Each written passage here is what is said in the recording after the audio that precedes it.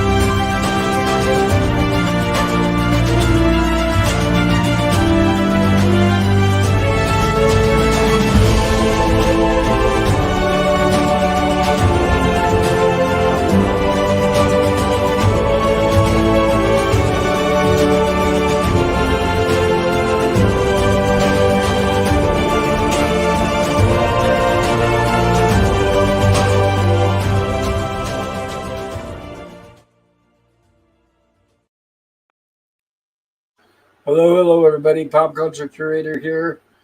So good to see you all. I missed you tonight. It's Tuesday, so we're going to be doing, or no, sorry, Monday. My days are off. So we're going to be covering once again. We're going to pick up where we left off last week with Lost in Space. And tonight's episode is from season 1, episode 15, Return from Outer Space. This episode premiered right after Christmas, December 29th, 1965. And it is somewhat of a Christmas episode, which is kind of nice. And I remember as a kid growing up, this was always one of my favorites. It was refreshing to see that one of them somehow made it back to Earth, but I'm not going to give away too many spoilers. But it was written by Peter Packer, which we'll cover here. And it was a pretty good episode. I know that Peter Packer kind of ran out of ideas towards the end of the series, but this one holds up fairly strong. And I know we had some people in the chat that were here early. I want to recognize them because I appreciate them being here. Yeah, you want me to read them? Sure, go for it. Thank you, Gorilla. All right. Jay says, howdy! I'm just proud to be here. Well, we're proud to have you, Jay. Welcome. Hello. Welcome to the stream. Good to see you, Jay. Phantom Boomer says, howdy, Pop. Hello, Phantom Boomer. Right. Thanks for being on my stream last night. Yeah. And Mikey Sues 4 says, hello, brothers Jay and Phantom. Hello, Mikey. PvP says, hi, guys. Mikey says, Pop's only one sub for 260 subs. PvP and hello. Oh, I didn't know that. Very cool. Thank you, Mikey. Nice. PvP says, the smaller channels take time to grow, but they do grow. And hi, Yeah, Mikey. if I can keep up with it. Yeah. And PvP says, hi, Mikey. Mikey C4 says, yes, they do indeed, LO. I'm 8 subs away from 100 myself. Herc says, hey, y'all. Working in garage. I have just listened to the stream this time. I hope your project car there is coming along good there, Herc. Lemon Pie says, Scurvy says, hello, all. Mikey says, hey, Scurvy. Jay Aldridge says, hey, Scurvy. Mikey says, hey, Herc. Mikey says, FYI, Hatfield Four Corners is a fictional Vermont town created solely for this particular Lost in Space episode. Oh, that's just because they didn't want to pay the royalties for a real town. Or have some people complain that they go to the town and it's not actually, they didn't actually film there, blah, blah, blah. That's totally, no. And Scurvy says, good to know, Mikey. Scurvy says, hello, Jay Aldridge. Mikey says, thank you, Scurvy. Scurvy says, hello, Mikey. Scurvy says, hey, Pop. Hello Scurvy. there, Lemon Pie. Good to see you. Yeah. Kirk says, hey, Herc. Or Scurvy says, hey, Herc. Phantom says, hi to Herc. Jill said, hello at Scurvy. Mikey Sues 4, Jay Aldridge, Herc 1, and Phantom Boomer. There it is. Mike says, hello, Mrs. Jill. There. Phantom says, Scurvy, Mikey, PvP, Jill, howdy. And I just like to say howdy to everybody in the chat, too. I didn't get a chance to put it in there. Jill So says, good to howdy, see you Jill. all. Scurvy says, hello, Jill. Scurvy says, hey, Phantom. Phantom says, hey, to Jay Aldridge. Mikey says, just starting, yay. Jay says, howdy, Phantom. Scurvy says, hail, Pop, Gorilla, Jill, PvP. FYI, this episode came out literally 3 months after being born on planet Earth, LOL. Yeah. PvP says hello, Phantom. PvP says hi, Scurvy. Phantom says Scurvy. I mean, he's misspelled it.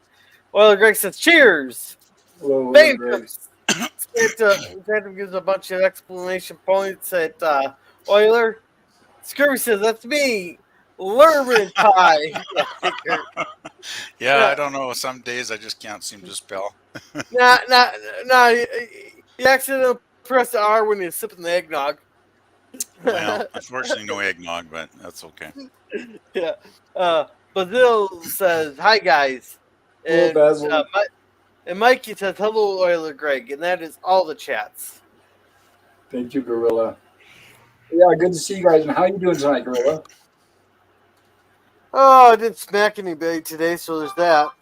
Yeah, that's always a good thing, I guess. How are you doing tonight, Jill? Great, I'm doing well. All right. I think we're going to have fun tonight. I think it's a pretty good episode. I hope you guys enjoyed it. Oh yeah, I really like this episode. I just wish it wasn't like 3 weeks since I watched it. It's kind of funny. Because I'm getting a little fuzzy in my memory banks about it. But I'm sure once Jill puts up her fabulous still, photos that it'll all come back. So it should be good. I did, but they're not here yet.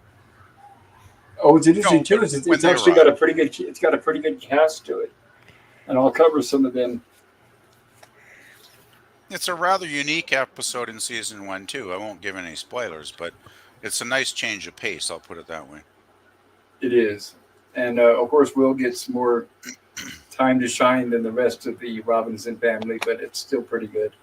Yeah, I think it's one of Billy Mooney's probably standout episodes in the series. Really, like he really gets to do a lot of great scenes in this little episode Well, for sure. it also happens to be his favorite. Mm. Well, that's because he's the only one that was really in it most of the episode. Yeah, Well, pretty much. right, and without sounding too much like Wesley, he was happy that he was able to save the family. Because I don't want to give away too many spoilers, but when he had to retrieve, they needed it so bad that he would have starved without it. But so at least it shows that back then they were able to write a character without being annoying. So it is possible. Yeah, that's what I always liked about the Lost in Space kids. Back then, I guess like most shows, they wrote kids as like real, actual kids. Like actual real, kids like we were when we were young, right? So, Right, instead of hateful narcissists. exactly. Yeah. Okay, I guess we can get started. Works for me. Let's see if I got any notes. I did read most from the book. I do have the book cracked open. Excellent. All right, now I feel bad about I didn't have it last week. This episode struck a chord in the hearts of many of its young audience, whether they saw it on CBS 4 days after Christmas in 1965 or later in syndicated reruns. It's comfort food for the mind and soul, just as many holiday classics made during the 1940s and 50s were. Featuring wonderful character actors with those great familiar faces from that bygone era. A Norman Rockwell-esque wholesome town photographed picture perfect in crisp black and white and bathed with the merriment of a sentimental musical score. Should some of the music in this episode remind you of the 1947 holiday chestnut, Miracle on 34th Street? There was a reason. A portion of it was composed by Cyril Mockridge and lifted from that movie. The striking visuals contrast beautifully between the scenes set on the Robinsons' adopted home. By the way, this is the first episode where we are introduced to the name of the planet that the Robinsons are on, which is Pre-Planis. So, a striking contrast between Pre-Planis and Hatfield Four Corners, Vermont. Viewed from a 21st century vantage point, it may seem improbable that a U.S. town in 1998 The year after Robinson set off into space would be this primitive, with some of the telephones dating back to the 1930s and the type of phone company switchboard exchange that would seem appropriate for a movie from the 40s or 50s. But this lost in space was not far off the mark. In our real world, the phone company servicing Bryant Pond, where the author is from, Bryant Pond, Maine, kept a switchboard operated with hand crank phones on the job until 1982. And manual central office switchboards continued in operation at some rural points, such as Kermit, California, until 1991. Yeah, I imagine that some smaller towns didn't update their phone systems for quite a few years, right, Bob? Because Yes. I remember Especially, as a you know, kid growing up in the 60s, even in the 70s, we still had like something called a party line on our phone. Where that's your what neighbors could eavesdrop on your conversations, right? that they actually mentioned that here. Um, it said here as a 10-year-old boy living on a dairy farm outside a small town in Oregon, when Return from Outer Space first aired, this author experienced an antiquated culture firsthand. Our nearest neighbor, a mile down the road, drove a 1920s Model T car. Another farmer several miles away drove a Model T truck from that same decade. Mm. The phone service, we all had Ma Bell then, provided our region with nothing more than a party line. Showing a telephone party line in the 1960s was similar to the sitcom stereotype of a household with one bathroom. If you wanted to use the facility, you had to wait until it was free. Although phone service reached many houses on the line, only one party could use the line at a time. At that time, in that place, long-distance calls were always placed through the operator, and these operators would sometimes listen to your conversations to hear all the gossip. Regardless, Yeah, I by remember keeping those days. Hartfield, yeah, regardless by keeping Hatfield Four Corners in the realm of that whimsical period of 1940s Americana, we were able to experience Will Robinson stepping into It's a Wonderful Life, and that was and is still priceless. That's interesting about the music because when I listened to it, 3 weeks ago, when I watched it, it's like I was thinking, I know this music. This I've heard this before, right? But I just couldn't place it. Of course, I thought maybe it was stock music, but it was from Miracle on 34th Street. You mentioned, I guess, right? So it's like, Definitely. yeah, yeah, that's because I love that film and I've watched it many times, and I'm like, okay, that makes sense now. Yep, the Yeah, 1947 version with Natalie Wood. yeah, Oh yeah, I, that's a wonder. She's so good in that film. And Natalie yeah, Wood was yeah. amazing. I remember my old coworkers telling me about they used to work for not Bell, like some phone company back in the day there, and what they'd do, like especially like 10:30, 11 o'clock at night, they'd purposely hook up their house phone to to like some clock in New York and tell them like the weather and the time and all the other stuff, so that they get to get up for watching the TV, go answer the phone just to hear like New York's time and weather. Yeah, I remember the day where you would call to get the time. They had a phone number, you call to get the time, and it said exact the tone, and the time is exactly 6:23 p.m. And then it would play a tone. See, I guess I vaguely remember that, but as a kid, I guess I probably didn't give a crap about the time too often because I wasn't working or anything. That was So No, back when we that was back when we used to dial 411 to get a phone number too. yeah, no, they just did that to just upset their husbands, make them get up off the out of the chair to go answer the phone just to hear the time and some time that's not even relevant. No, but it makes them feel like yeah, they traveled right yeah, by I don't, proxy. It's like, I just went to New York. How nice. yeah, I don't think Yeah, about New York time too often, to be honest, guys. Oh boy. uh, This was Peter Packer. By the way, this is written by Peter Packer, as we said. Yeah, Um, the story title originally was Home Sweet Home. that's a good Tony title Wilson, too. right? It was a script. The script was polished by Tony Wilson and Irwin Uh, Allen. This was Peter Packer's sixth Lost in Space script assignment. Packer, who was not a native of America, was fascinated by Americana. That passion comes across with his sentimental and nostalgic script. But not all of that works here came from But not all of that works here came from Packer's typewriter. Many good elements were added by Tony Wilson after Packer fulfilled his contract and moved on to his next Lost in Space assignment. Hmm. And Irwin Allen contributed many of the ideas as well. Okay, so now we can go ahead and get started without any further delay. So actually, Peter Packer wrote the core of the screenplay, but then it was added to by the other writers. It sounds Wilson, like, right? right? Wilson and Allen, Hmm. yeah. Interesting. I wonder if that's why. Like I've mentioned to you guys previously on the Peter Packer ones we've reviewed, that he's not my favorite Lost in Space, writer by any means, but this episode for me is I love this episode. I think it's one of the better ones in season one, if not in the whole series. And I always thought, well, if Peter Packer was totally responsible for this, power to him, right? But I'm thinking now, since what you just mentioned about those other writers, kind of, polishing it a bit after Peter handed the script in. I wonder how much of them is in this final script and how much of Peter is still left. And I don't know if there's any answer to that, but. Oh, I do have some of the answers. I can tell you what Irwin Allen polished or added. Oh, good. Yeah, that sounds. I'd like to hear that. Yeah.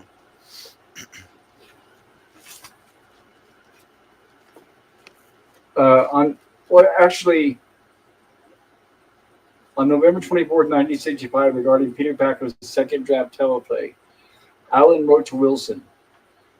Well, actually, I'm going to wait till we get to the scene specific to this chapter that I'm going to, or this paragraph I want to read. That way we follow along with the plot. Even though this is an old show, I don't want to give away too many spoilers. So once again, we have Dr. Smith complaining. Your father's vicious desire for revenge has broken me. Once again, complaining when we all know Professor Robinson does not do that. Yeah. Those rocks can't be that heavy. They're porous for fuck's sake. Probably foam. Yeah. There was once, Smith when I was a many kid- things, but I don't remember him ever being broken, in any way. No, but always trying that he is. Yeah. Oh, he's All a right. drama queen. Yeah. Yeah. Should we catch up on chat real quick? Yeah, thank you, Gorilla. Alrighty. Mikey says, "Hey, Mr. Basil." Oh, hi, Basil. Yeah. Phantom says hello to Basil. Basil says hi, Mikey and Phantom. Libby says the M key is covered in an eggnog blotch. Mikey says hello, Libid or Scurvy. Scurvy says brother. hello, Basil Drag or Basil's Dragons. Basil's Dragons. StreamYard says to check out Euler Greg's channel for spoiler-free reviews. He hasn't put one out in quite a bit there. Scurvy says, I play around with people's names. I mean, no offense. Oh, it's okay, Lemon, no problem. Then Basil says, hi, Scurvy. All right, we're all caught up. Thank you, Gorilla. I like how the bloop is adding the heaviest rock it can find in the near vicinity to Dr. Smith's pail. Well, that's just Bloop's way of telling you to quit your effing complaining.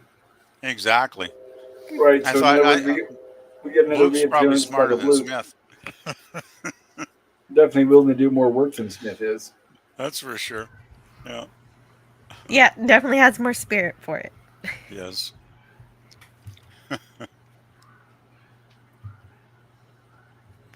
And of course, Penny has discovered something, and Dr. Smith is curious. Yeah, where did this egg teleport from? Yeah, I was wondering about that too. I guess Yeah. it appeared out of nowhere. Yeah, I never got the egg thing, and well, I won't give it a spoiler. We'll get to it in a few scenes. Yeah. But Now here's a slight issue I have with a lot of these shows is they're on a completely different planet and a completely different solar system than that, but yet they're still able to eat the food that's on that planet. Even though it has different bacteria than what we're accustomed to on Earth. It has different proteins and all that stuff, but yet but every sci-fi we seem to be able to eat foods that are on other planets. We Well, shouldn't so be able far, to. So far, what they've been showing is they've been eating from their food stock and they've had gardens. I imagine that Robinsons had a bunch of seeds they took with them, right? Well, they did because they showed them planting them and growing stuff. Yeah, but They've they're So still established they've had gardens. And they yeah, but they're also had food stocks in the kitchen. yeah, but they're still growing them outside in the planet. Seriously, the bacteria on that planet should have gotten them. Unless Well, that's a remember, they did. completely sterile environment. Remember, they did cover that on one of the episodes. yeah, we did have the monster plants episode, right, Gorilla? Uh, No, not so the yeah, monster plants. that was I'm kind of talking brought up. about. I'm talking about one several episodes ago, where the plants. Remember, they grew giant, and they found out that the water Yeah, made wasn't there everything monster back to normal. plants? And no, monster plants was last week with Judy. Okay, Even though the right. titles, the plot's similar, but yeah. Yeah, I've lost track. But yeah, I always thought the egg thing was in this episode's a bit weird, but I won't mention any more until we get to a scene or two from this. They basically needed an Easter egg, something to attract Penny's attention. So I think when they wrote the script, that's why they put it up there. It was just to attract her attention, so that she would see this matter transfer unit. And you guys remember where this is introduced from when they mentioned the Taurons, right? The episode with the mother and the father and the little boy, Yeah, that was a good episode. I like that one. right? Yeah, where they were just outside the whole time. Just outside Yeah, in the kitchen, and they had a kitchen. Hmm. yeah, and Will bonded with the Tauron kid. Yeah, that was kind of a Oh, so fun that's episode. where this Borg cube came from. But yeah, I'm still a little confused by the egg, to be honest. If anything, it looks like an ostrich egg, I guess. Well, I love how Smith seems to think it's like from some kind of gigantic chicken or something. It sounded like from what he was talking. It's like, really, Smith? Well, I definitely wouldn't trust eating it without cracking it There's open and examining it there's no first. there's no way I'd eat it. No way in heck I'd eat that. It could be reptilian for all they know, right? Well, yeah, it could be poisonous to humans too, right? Like, Exactly.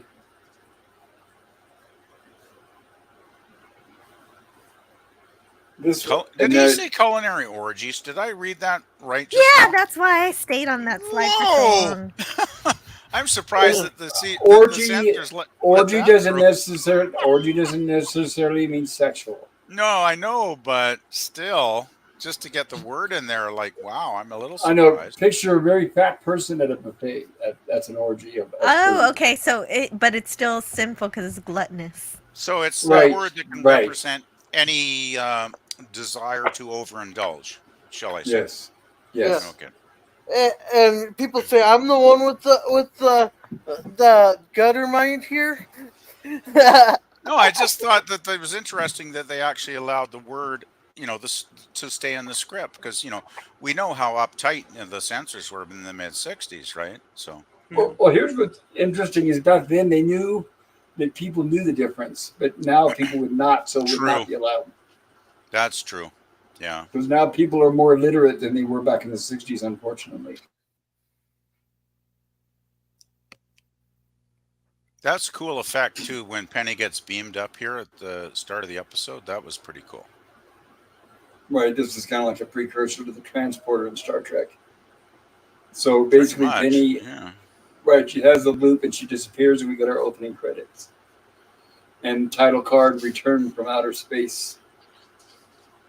So Peter Packer got the sole writing credit then. The other people that polished the script got no notice here, it looks like. That's correct.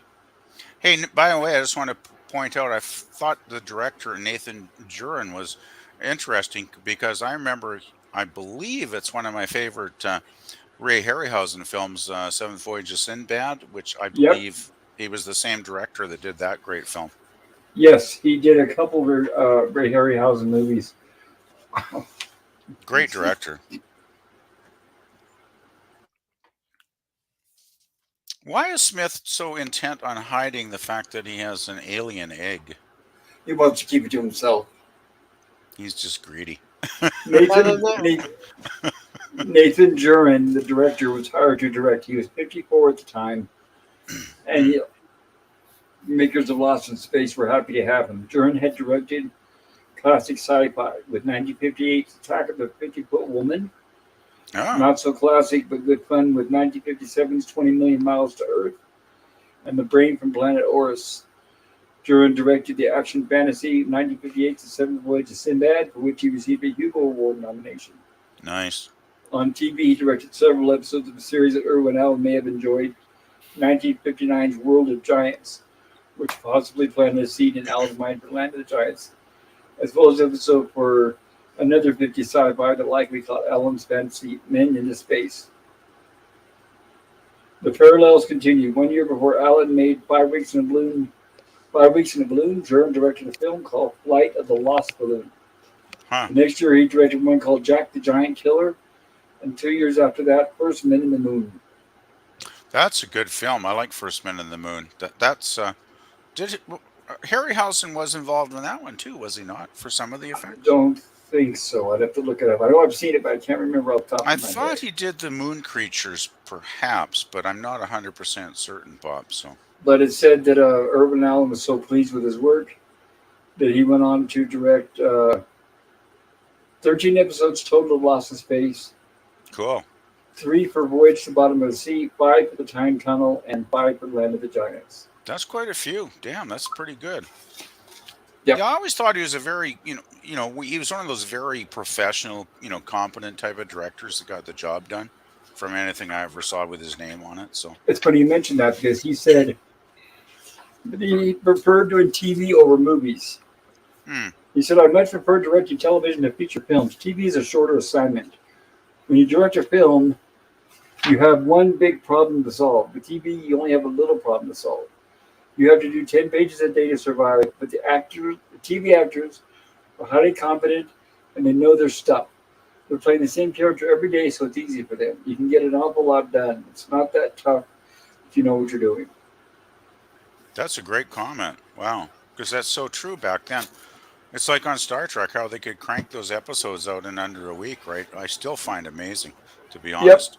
Yeah, once you get the characters down, and then Yeah, all you do is memorize their scripts, and it's pretty I easy from there guess. out. Yeah, I mean, I'd be terrible at that. I don't think I could ever memorize the amount of dialogue they had in some of these 60s shows because some weeks there was a lot of dialogue, like, and it wasn't like simple stuff. It was some pretty complex, concepts at times, right? So, yeah. Well, one of the most difficult, and I give credit for, as far as memorizing dialogue, was help me out, Jill. The guy who plays Sam Beckett on Quantum Leap. Scott Bakula. Yes, because the camera was on him like 90% of the time. When you watch every episode of Quantum Leap, he was on camera all the time, and that's a rare for TV show to do that. And he memorized his lines for every single episode. He didn't use cue cards.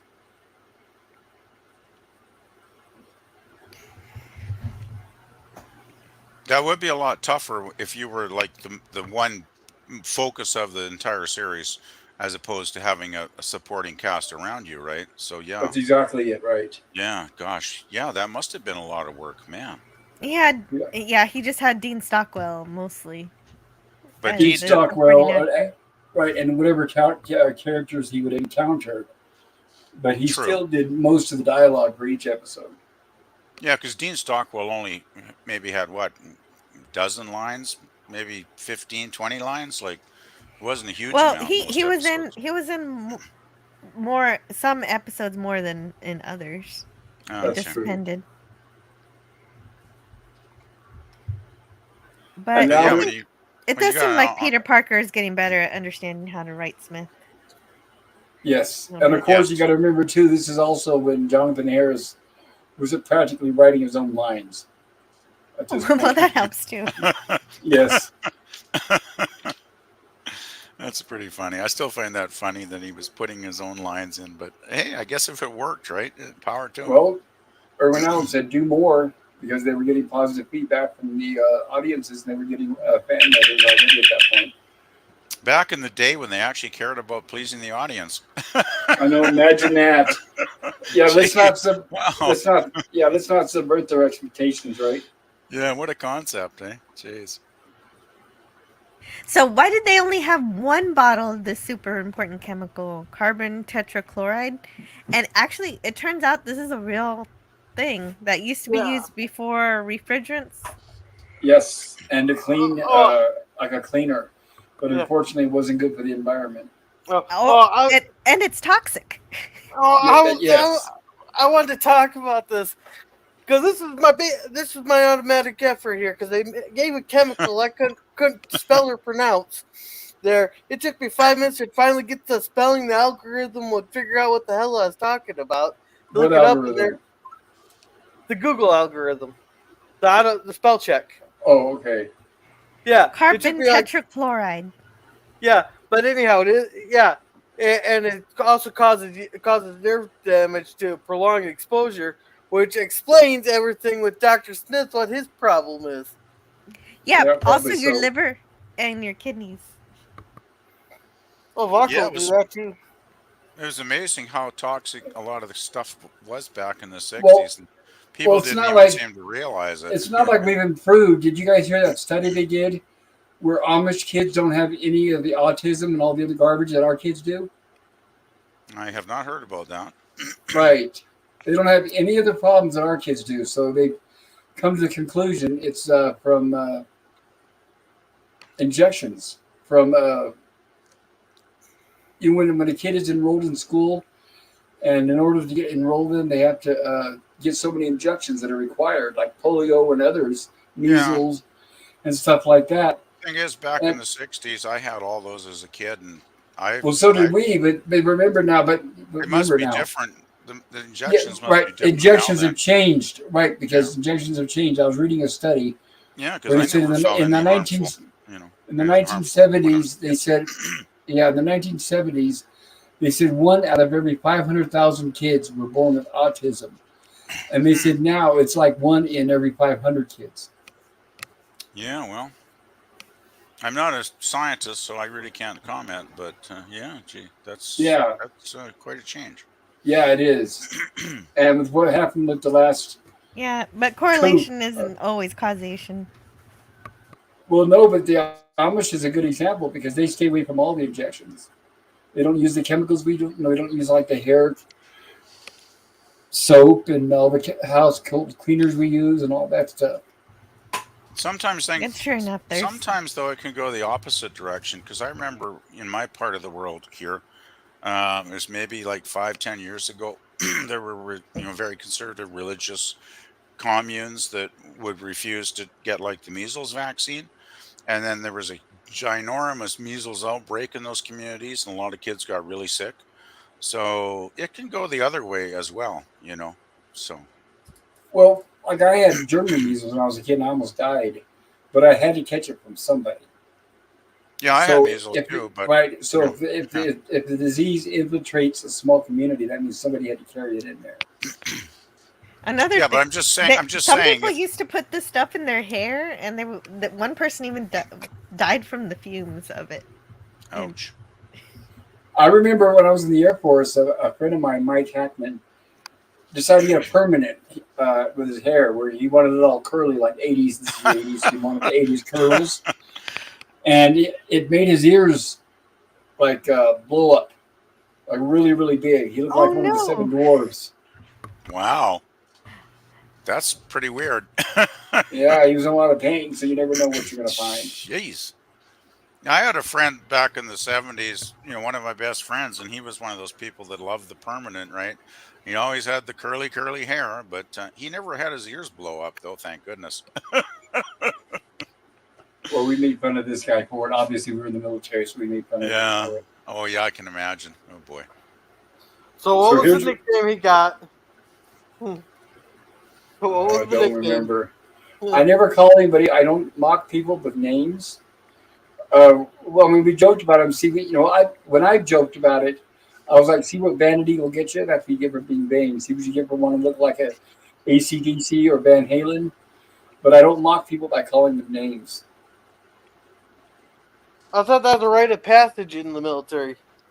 Well, there were some people that did it, but I'm not. I never did it. I never found any reason to do that. So here's where we have Will, Dr. Smith, and the robot stumble across the matter transfer unit. And the robot is reading the status of the unit, saying that the replicator assembly is on and that it is functional. But of course, Will is being hesitant and he doesn't think they should do anything with it.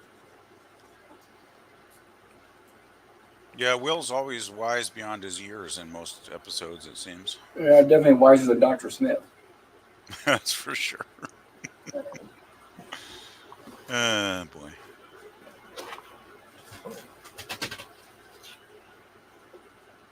Let's see here where I left off.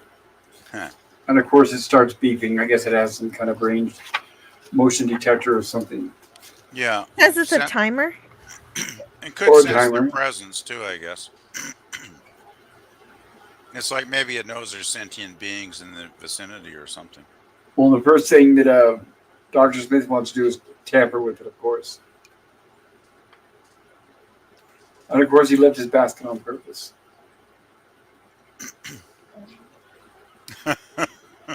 Yeah, I take the screen caps as I'm watching it. So sometimes the screen cap will be a funny one. Oh, we gotta catch up on chat here real quick. We got very Thank you, important. Gorilla. But Scurvy here says I happened to catch an episode of Lost in Space the other night on TV. It was The Time Merchant, which is another episode that mentions Alpha Control. Actually, Yeah, I think we actually get to see it. That's late in season 2, isn't it? If I don't. I think so. I know it's one of the color ones. Yeah, I don't know. It's actually a pretty. That's actually not. That's not a bad episode, actually. If I remember, I vaguely remember it, but I thought it was entertaining. Yeah. Well, anyhow, Matt G says, "Wait for it." This was for you. There you go, Hello, Jill. Matt G. Matt G. Hello, Matt G. The Oh, president, you didn't read the it. president of the Jillian fan club is showing up again. And Mikey 4 says, Matt. See, that's why I do the G. It's easier to go Matt G. What's wrong with the? you know, like sounding like you have a little bit of a stutter there. And Matt G says, "LOL." Oh boy. Oh man, Hey. that probably wasn't. No, it wasn't right. I apologize. No, Penny's back with her blue. No, it was funny. You're good. You did fine.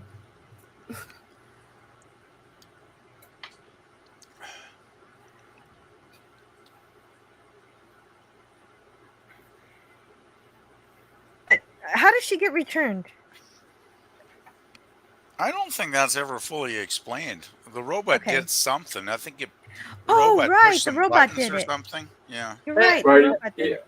Right, I it think the activated it. well, And like she had there, no- it looks like and the she- robot's coming in heavy contact with all the sparks flying, right? Well, the So- difference is, he's probably grounded, I imagine, but the difference is when she comes back, she has no memory of what happened.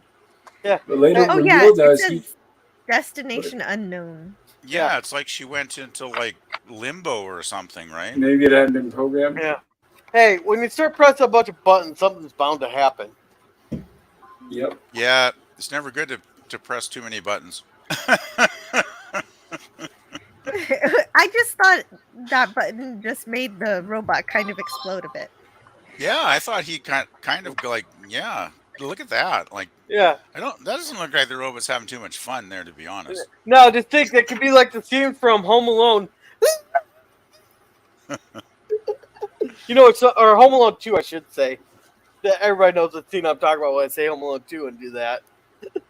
With, not Marv, Harry. In the basement. In the sink. Well, anyhow. Back to the show. And of course, Dr. Smith with his usual panic. Yeah, good old Smith. Maser very- beam. Interesting. He's not very reliable for anything. I wonder how the hell he got his position of whatever he does. Well, I wonder how he became a saboteur in the first episode, to be honest, because I've never figured that one out.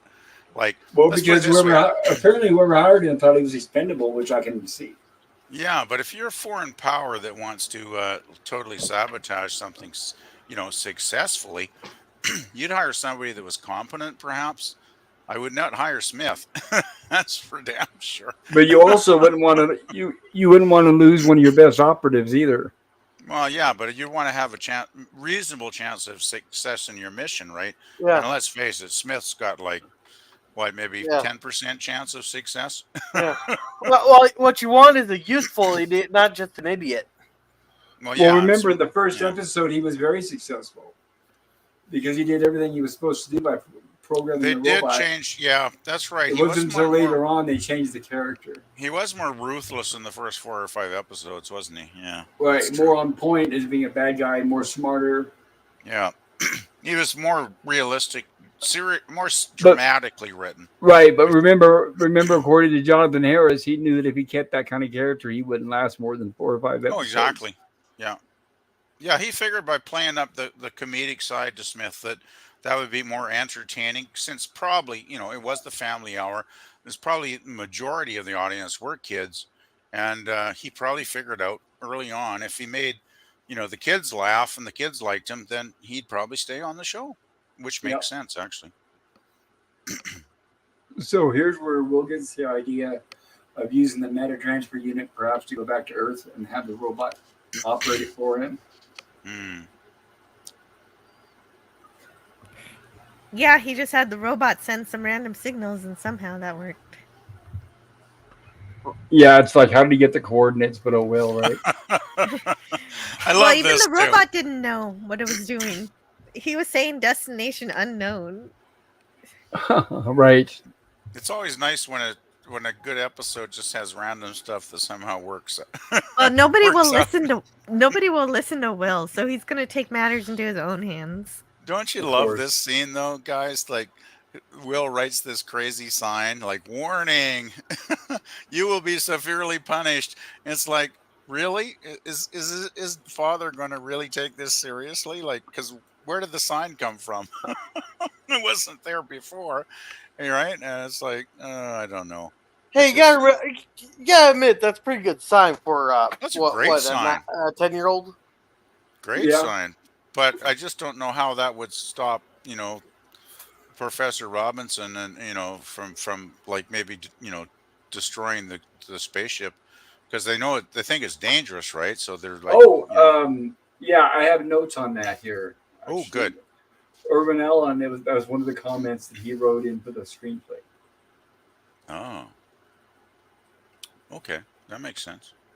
And I'll cover that when we get to the scene where Professor Robinson and Don come across the matter transfer unit.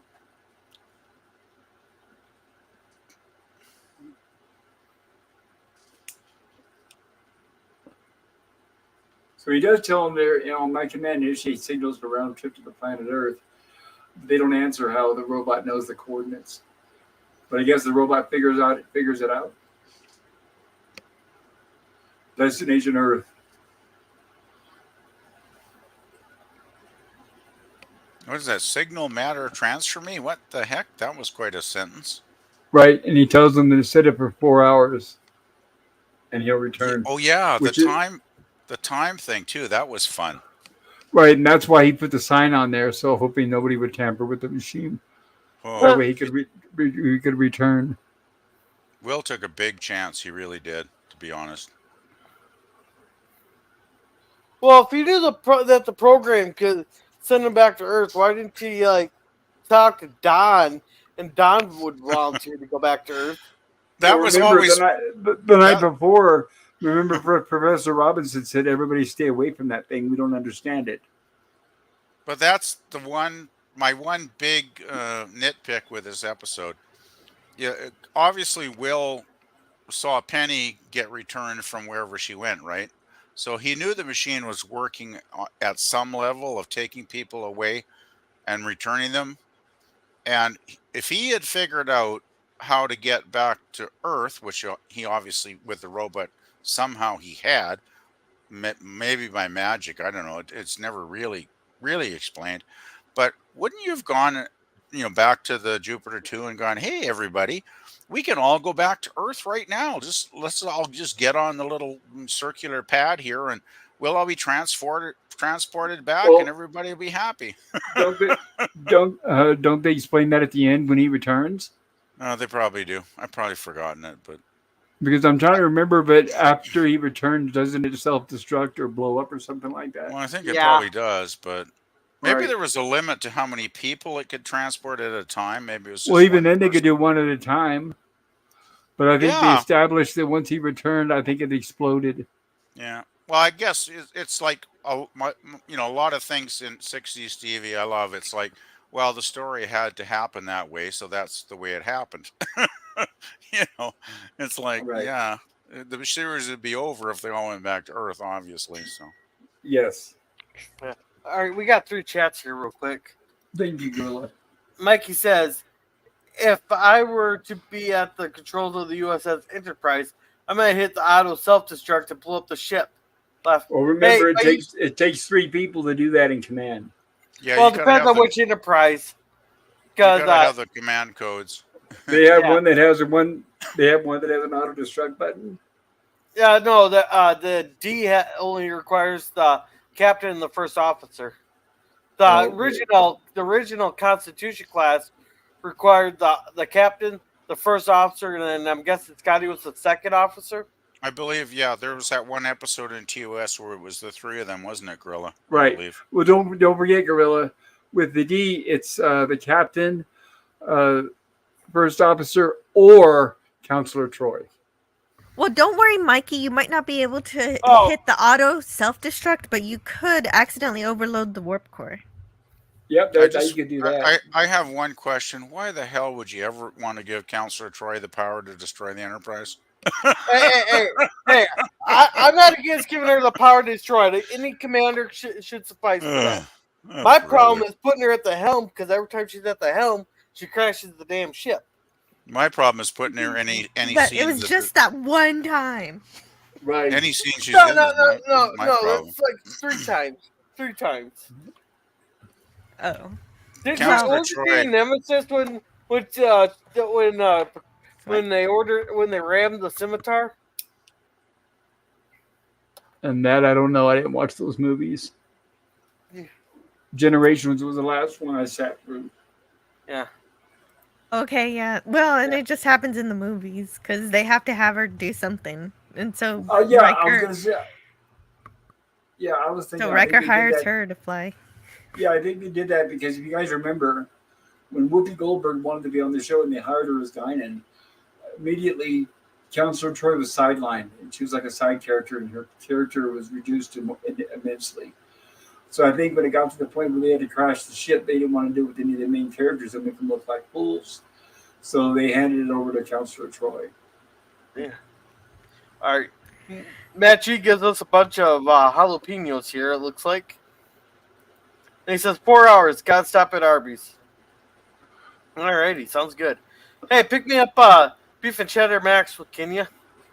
And They don't have pickles and Pepsi at Arby's. I don't know. I don't get drinks. I just get the beef and cheddar max, and that's enough for me. Just a sandwich.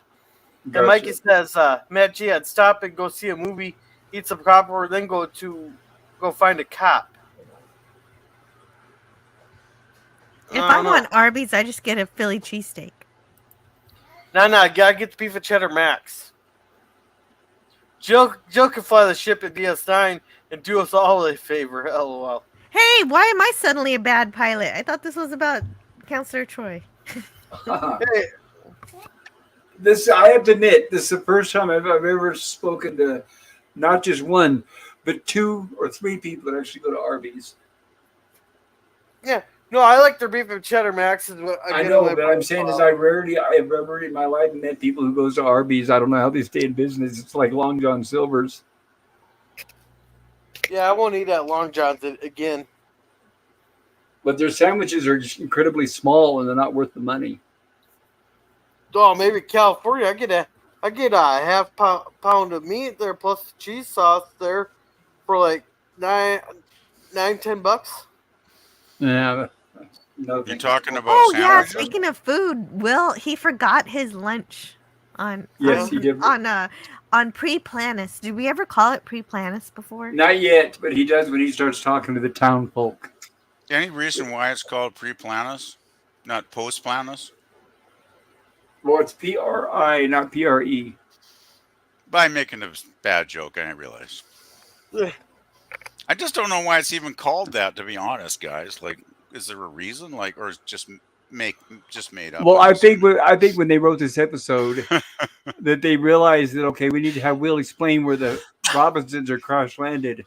So they had to hurry and come up with the name. And Oh, then Willie said, "Who came it's up not with like the name?" anybody ever believes them, though. That's the bad thing, right? Yeah. Like, No, I just thought they had a bad batch of coke in the writers' room at the time. That's how they okay, go. Look at all the snow. I'm overthinking it. Okay, I admit it. Okay. It was nice seeing the snow, though. Definitely very Christmassy. Yeah, that was the deadline. I was reading they were under a deadline because they wanted this to come out by Christmas. So they had to really rush this episode with all the effects and everything. So they just missed it by a few days, kind of thing, then, because it was what 29th. Well, no, because it was shown a certain day every week, like every Thursday or whatever. Right. So it naturally came out that 4 days after Christmas. So it wasn't like it was 4 days late. But it didn't show on think Christmas, about it, right? No, it was on the 29th. But think about it, that's still most people are on Christmas vacation between then and New Year's, so it's still Yeah, that's true. It's essentially still a Christmas holiday vacation. season. Yeah. Hey, Gorilla, you go know ahead. what? She's in, Gorilla. Yeah, Gorilla, What? do you remember her? You remember recognize her, the don't you? Switchboard operator Gorilla, do you recognize her? If Gorilla doesn't recognize her, I'll be disappointed. Since you guys are specifically asking me, I'm guessing she's on the Waltons. You got that right, buddy. Wait, that's Ike's wife, ain't it? No, that's one of the sisters, the Baldwin sisters, Oh, the Baldwin sisters. Okay. the bootleggers. Her name was Her name was Helen Cleve. She was paid $200 for 1 day's work as the phone operator. Okay, so she's one of the Baldwin sisters. Okay. Yeah, Right, she's and kind of a her- semi-regular in the Waltons. Right, her character here is named Rachel. She had many little jobs like this with 150 or so screen appearances. And it says right here, maybe you remember her best from 66 episodes of The Waltons as Mamie Baldwin. Yep. Miss Mamie. Yep. Okay. The Baldwin sisters were awesome. I really liked them. They were fun characters. And the best part is they didn't know they were bootleggers. No, And this they is were what they were so innocent. It was great. Right. I loved it. And this is what I mentioned earlier, where when they transferred phone calls, the operator would listen to the conversation.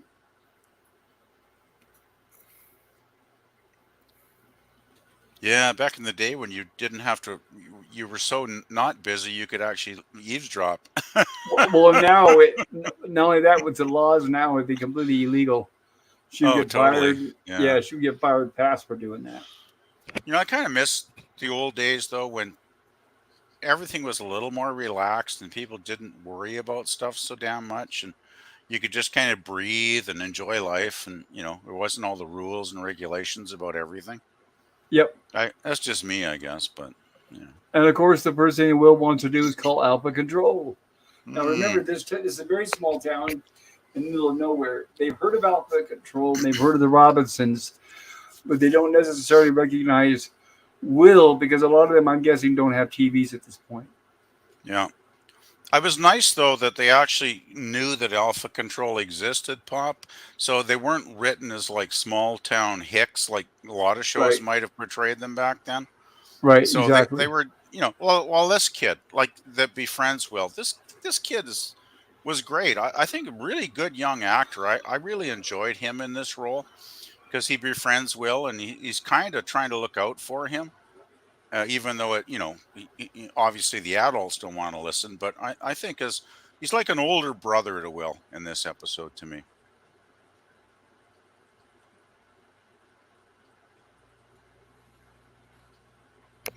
Yeah, kind of like an older brother. Yeah. Yeah, because he can tell Will's a smart kid, and he kind of befriends him and respects him early on when they meet, and I just thought that was one of my favorite parts of the episode. It was really kind of a sweet, relationship that they had, the two guys. Yeah.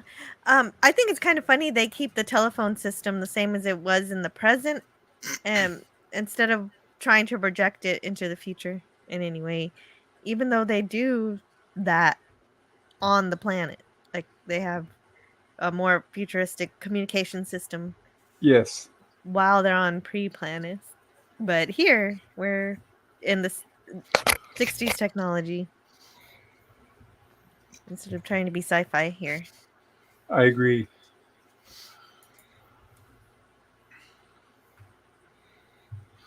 And we have the wonderful, fantastic Rita Shaw. Rita Shaw was 53 when hired to play Aunt Clara. She'd had a recurring role on the Ann Southern show as Flora, then on the Tab Hunter show, and then on All Those Bells. She excelled in roles as housekeepers, as in 1964's Mary Poppins. And shortly after Lost in Space, she played Martha for 2 seasons on The Ghost of Mrs. Muir. And she also popped up in Bewitched and Escape from Witch Mountain, among many others. She was one of those great character actors, basically, wasn't she? Yes. And according to Bill Mooney in an interview, she was very, I'm sure you can imagine, very sweet. But I've got to call Alpha Control. And they're like, yeah, right. That's what drove me nuts about this episode. Is poor Will. How many? Actually, that could be a Lost in Space game. How many times does Will Robinson say, "I got to call Alpha Control" in this episode? Well, how many It's times? a lot. Well, if you're talking about a game like that, you mean how many times do the kids, proclaim something that is true and nobody believes them? It happens to Penny all the time too. Oh yeah, totally. Well, if you want, if Jill got them all, I'll grab a shot glass. We can count shots. I was thinking of the Spock's brain game, actually, there, Gorilla, because it's kind of similar when you think about it. Because he must say at least 12, 15 times during the episode, I'm guessing. That was the one part of this episode that drives me nuts. It's like, please, somebody just give this kid a phone. Like, just give him a phone for 5 minutes, and But of course, that couldn't happen because entertain the notion, Well, But of course, that could never happen. Hold on. You guys have to remember, there's a couple of factors. In fact, I was reading from the story. Is one of the things they wanted to portray was that kids have very vivid imaginations. So a lot of times, kids would have imaginary, friend or imaginary adventures. And plus, another thing is that long distance calls were very expensive back in the day. I suppose, yeah.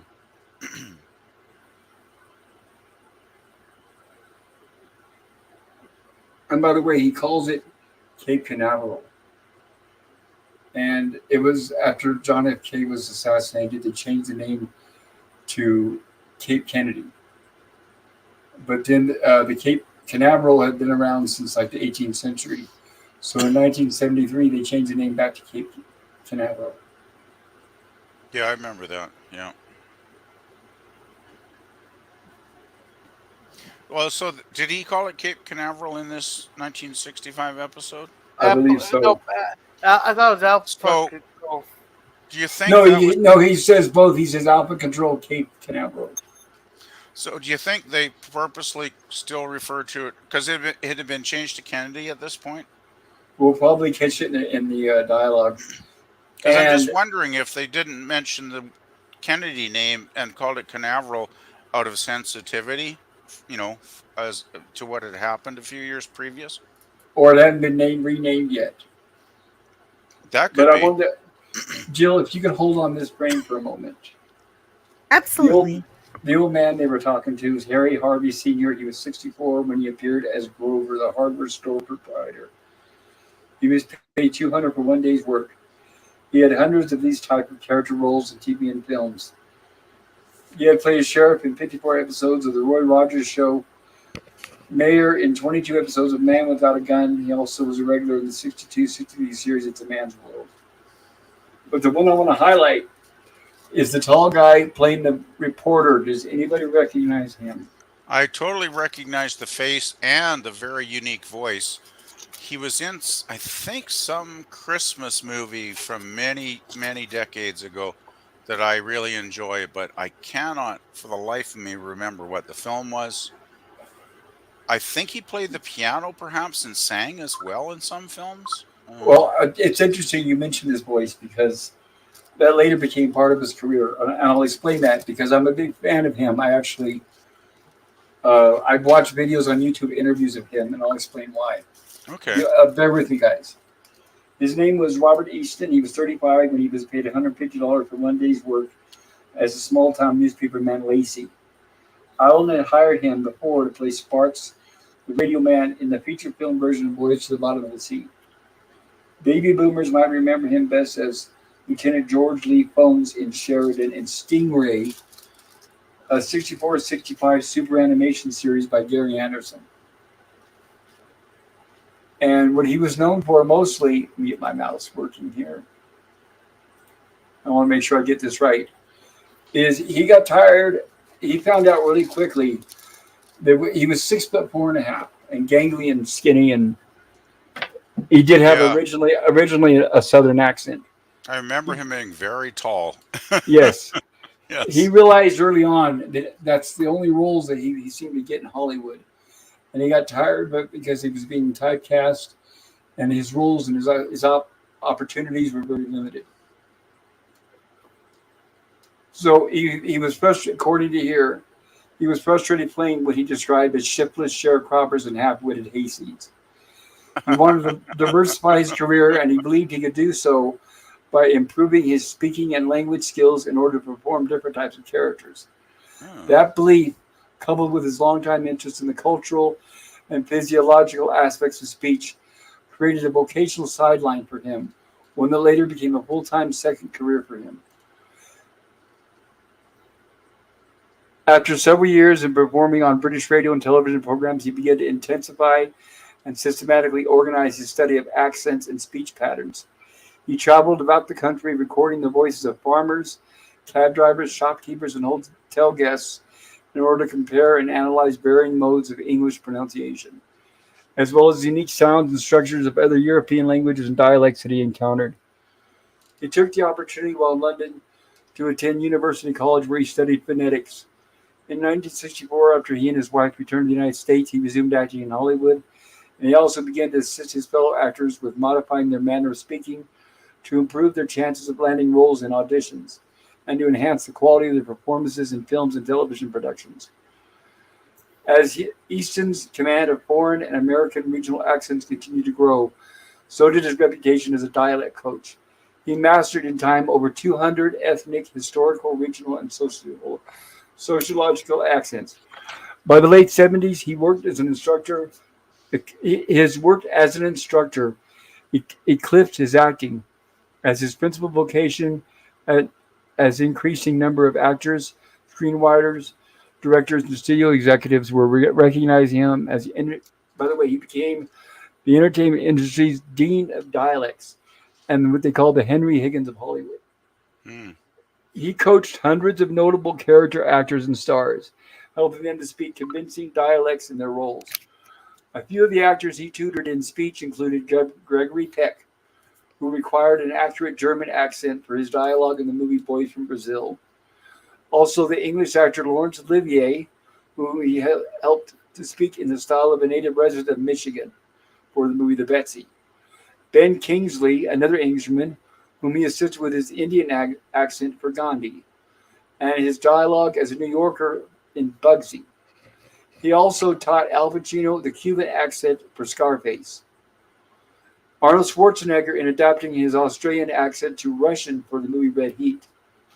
He also taught Liam Neeson for his role as a Kentuckian in Next of Kin. He taught Robert Duvall his portrayal as a Virginia native and the Confederate General Robert E. Lee in Gods and Generals. And Forrest Whitaker, whom he coached to speak with the specific regional African intonations and inflections for Whitaker's Oscar-winning performance as Ugandan political leader Idi Amin in The Last King of Scotland. When Robert Duvall first asked Easton to teach him how to speak like a Virginian, The seasoned dialogue coach reportedly responded, "Which one? There are 12 distinct accents." His reputation extended beyond Hollywood sets and Broadway stages. Over the years, he was also hired by business executives, trial lawyers, religious leaders, university professors, and by others who sought to soften their accents or alter their speech in other ways to improve their communication skills to increase their self-confidence when making public presentations. In addition to instructing actors and other clients individually, Easton shared his expertise with groups of students by teaching classes in the anatomy of language and the use of dialects at both the University of California, Los Angeles, and the University of Southern California.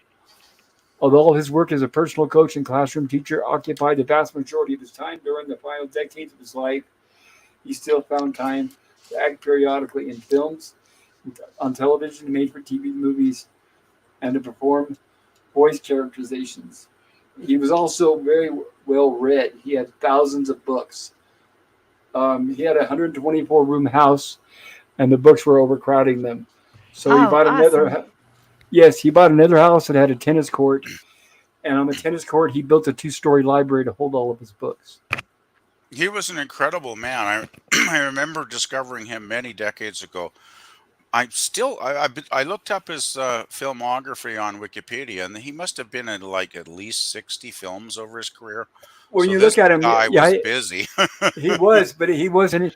Apparently, he became more busier as a dialect coach. Oh, yeah, that's what I remember him as, an expert on speech patterns, basically, right? Different accents Yeah, from well, different regions of the yeah, world. you could And tell him, teach me how to speak Scottish, and he would say which region. yeah, he basically became an academic specializing in language skills, right? Yep. Which is remarkable because, when you think when he started, he basically got motivated to do that because he was being typecast with his actual own voice at the time.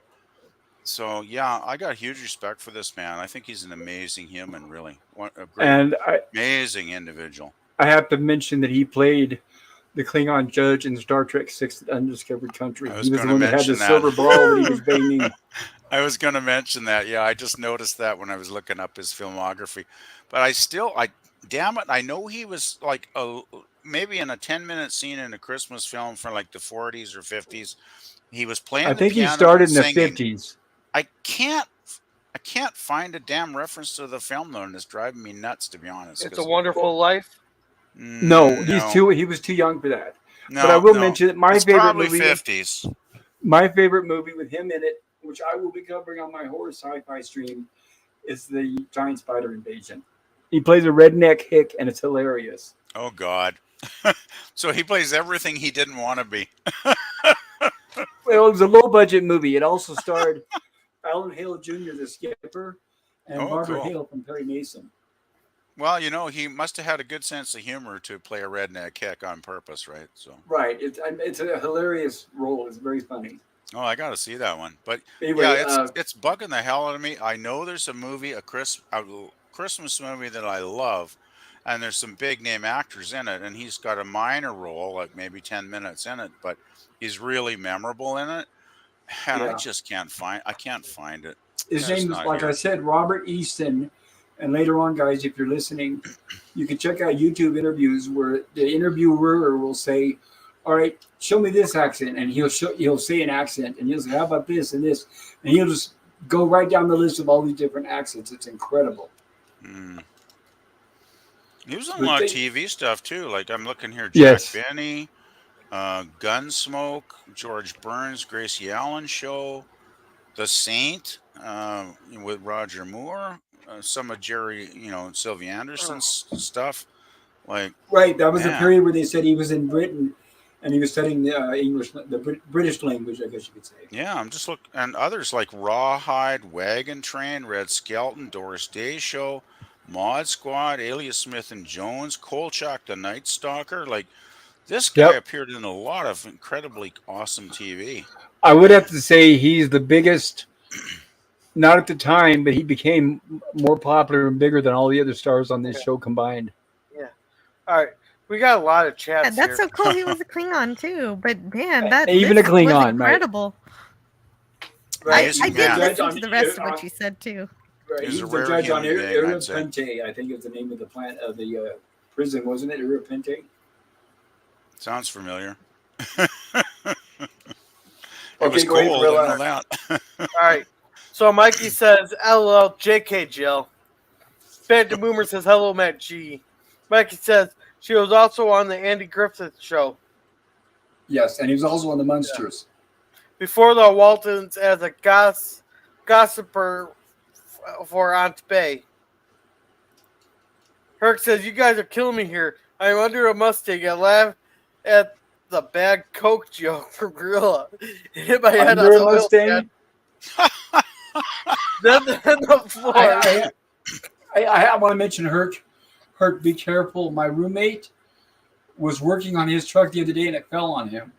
Ouch. I don't know if I had a chance to tell you guys that, but it crushed his ankle and foot. Ooh. So we had to rush out there. We heard him screaming, Oh, Jesus. and we couldn't lift it. We tried. I mean, he's got a big old 4-wheel drive Chevy, Ooh. so we couldn't lift it. But we got a jack under. And we were struggling, but it was on an incline that kept falling. So we Ouch. called 911, and they came out and they helped us lift it out and get him out and put him in the hospital. And he just got home last night. This is why I never do my own oil change. This is Well, it's weird okay. thing. Just stabilize your vehicle is what I'm saying. Well, the thing Stabilize it. is- You know it is not going to fall on you.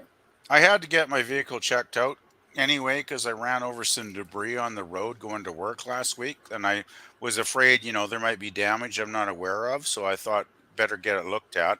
So I'm a member of the Automobile Association here, which are great. I mean, the service center is fantastic. I've dealt with them for years. They're always honest. They give you the best price. Like, they're one of the few garages I would go to that I actually trust them.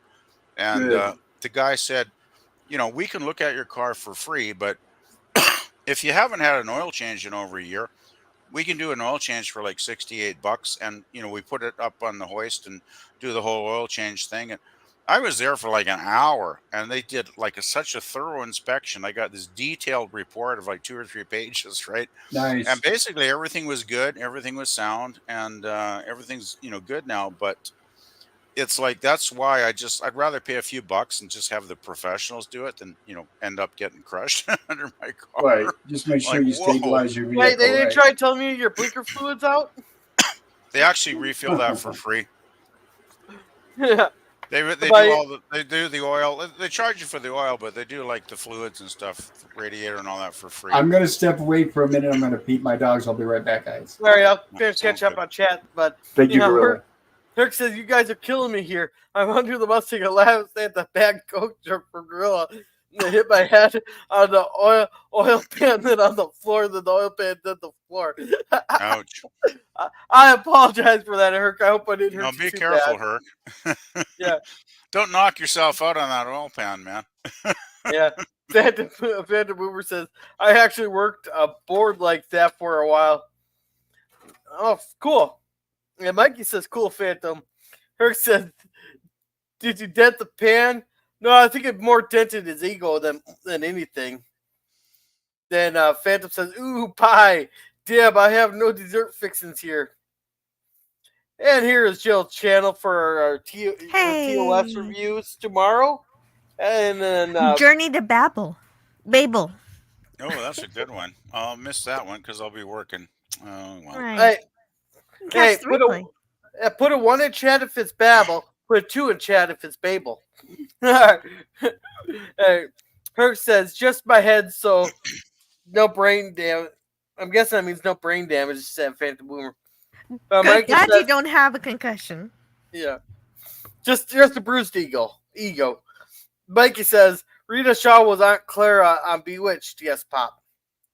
Yeah, she was. I remember her on Bewitched for sure. Yeah. Ooh, I like Next of Kin. Good Patrick Swayze movie. Never seen it. Mikey says Gandhi was an Oscar-winning movie because of Kingsley's performance throughout. I'll take your word for it. Mikey says, "Was he in A Christmas Story, perhaps, PvP?" No, that's too recent. That's like 80s. And the film I'm probably thinking it'd be 50s, 60s, somewhere in that time era. So, because he was pretty young. He was probably around the same age as here. So it probably was like early 60s, that movie, come to think of it. So I just can't seem to find it though. But oh well, that's the way it goes sometimes, I guess. That's why you need AI. I Oh, don't. Yeah. Herc said, "Oh, MBD, no big deal." Okay, I got you, Herc. So not learn different than a little different than no brain damage. Okay. So possible brain damage then. Oh God, that's not good. learning about how Robert really loves books. This is kind of more of a funny statement that he's ragging on science fiction books that the kids are reading, taking them too seriously. So you're going to read something, Jill, or Huh? No, on the screen right Yeah. now he says, "Don't take this science fiction." Okay, so I'm going to urge parents to make sure that their children don't take this science fiction that they've been reading too seriously. Hey, a lot of science fiction becomes science fact. It could have mighty serious consequences. But knowing that he loves books, it's fun. It's fun that he says this. well, I suppose you always do have to question the things you read. That's a true enough statement. Hey, did you know everything you read on the internet's true? Abraham Lincoln said that. I think Lincoln was probably passed away before the internet happened. I just have that feeling. Hey, speaking of Lincoln, I actually, you guys ever been to Ford's Theater in Washington D.C.? I went there one time in the late '90s, and I actually walked down the hallway and saw the balcony booth where Lincoln was assassinated. It was bloody fascinating, I'll tell you. I mean, the theater is still there, and it was kind of weird walking down a hallway that Lincoln had walked down. Many years ago, and then I actually went across, because there was like a little tour thing. Went across the street because after Lincoln was shot, they took him to a house right across the street from Ford's Theater and put him in the back bedroom where he passed away, earlier that morning. And it was a replica of the bed. The actual real bed, I guess, is in the Lincoln Museum in Illinois. But just being in the room, it was like you got a vibe. You know what? You get that eerie feeling, like, you know, that history, even from all the, 18th century or whatever, it still echoes in that room and you still feel it somehow. Like, I don't know how to explain it, guys, but it's a very humbling experience to be, in a space where such a great person actually did exist at some point in history. So anyway, sorry to sidetrack. Yeah, you won't catch me going near Washington D.C. There's It was just too different hot. back then, I think, though. That's Yeah. like 1997 I was there. Yeah, And it's too hot what I there. remember? What I do remember was the damn Boy Scout convention jamboree that weekend. So everywhere you went, there's like 100 million Boy Scouts everywhere. So you want to go for lunch, right? Oh, that's great, but you got to line up behind like 200 Boy Scouts just to get a burger, right? They were very polite, very nice young lads, though, I must say. Speaking of young lads, in this episode, the sheriff is trying to send Will to an orphanage. Oh, perfect. Oh, is that what segue. that was? I thought it was maybe like a juvie without locks. Oh my Perfect god, you segue. thought this. Good Well, segue. I think What? Yeah, I You know think what? it's like the maybe an county orphanage. home is like more like a juvenile detention camp. Yeah, but Oh, without do the you think lock. it was more like prison? For Yeah, Well, kind of. well, I'm thinking. well, it's kind of like where they send all the boys. You got to check in, check out. You got to tell them where you're going. You can't have any personal possessions. Blah blah blah. That type of deal. But Yep. but you're not in like a cell. You're just thrown in a room with a bunch of bunk beds. Exactly, but you're probably going to get beat up by the bullies every night too, so it's probably not Well, very an good. orphanage. Anyway, we're back to the episode. Well, let's I guess now they call it foster homes. Yeah, Well, That's what I was thinking. It was an orphanage. they were Yeah, kind of like I don't think detention they have. centers. Yeah, I'm thinking. I don't know if they have orphanages anymore. So I think they changed that to foster homes at this point. Sorry, since I just fed the dogs, you're going to hear a little bit of competition. Hush it, pooches. I'm on the air now. Hush it. Well, hey, the dogs are giving their review of the episode as well. Then 2 barks up, I guess. it's like 4 go back to parts last as a slide, standout Bill. episode. Right there. I want to read a note from the book. Let me grab it. in regards to this scene right here. The scene where they don't ask the robot anything. Right, even though he's standing right there. Let's see here. After John finds Will's lunchbox and becomes worried, Don should say something. This is a note from Irwin Allen as they were polishing the script. After John finds Will's lunchbox and becomes worried, Don should say something about getting rid of the matter transfer unit, which is why they came out there in the first place. Don should raise his gun and point it at the matter transfer unit, but John should stop him from firing at it at that time, as he is beginning to have an uneasy feeling about Will's disappearance. Even though he can't put it into words, he feels that in some way the matter transfer unit might be responsible. He wouldn't tell Don what he thinks about it, but the audience should sense his fears. He tells Don they will take care of the NTU, well, they abbreviate here NTU, later, but right now they better find Will. Don should sense John's uneasiness and decide not to put up any argument. Thank you, Jill. You're welcome. Before we continue, let's finish up the chat here real quick. Thank you, Gorilla. So Phantom Boomer says, really big donut. Never mind multitasking, Jill says, no big donut. And Phantom says, donuts. Says, I don't have Dane damage. Or drain damage. That's a good one. Jill needs a dozen strawberry donut stat. Now that I think about it, I don't know if I've seen any donut stores here. We have a wonderful bakery here. They're well, they charge. They're a bit spendy. Donuts are pricey now. When you put the word bakery on it, you're going to pay extra just for that word. Well, they used to be real cheap, and the nice thing with the old guy, with the original owner, before it started getting sold to multiple different people, I used to run a paper route. At 4:30 in the morning, he'd have that door open, and he'd always make my donuts first because he knew which 3 I wanted, and they were only like 25 cents a piece at the time. Wow. Yeah, same thing. When I was a kid, there was an old man and an old lady. Swiss Chalet Bakery is what it was called. And they had like maple bars and chocolate bars were huge, and they put actual frosting on them, not that cheap watered down glaze. You'll never see that again. No, this was actual frosting. That's what I mean. You'll never see that again. Now it's all watered down glaze. Oh, we still have that. We still have actual frosting there.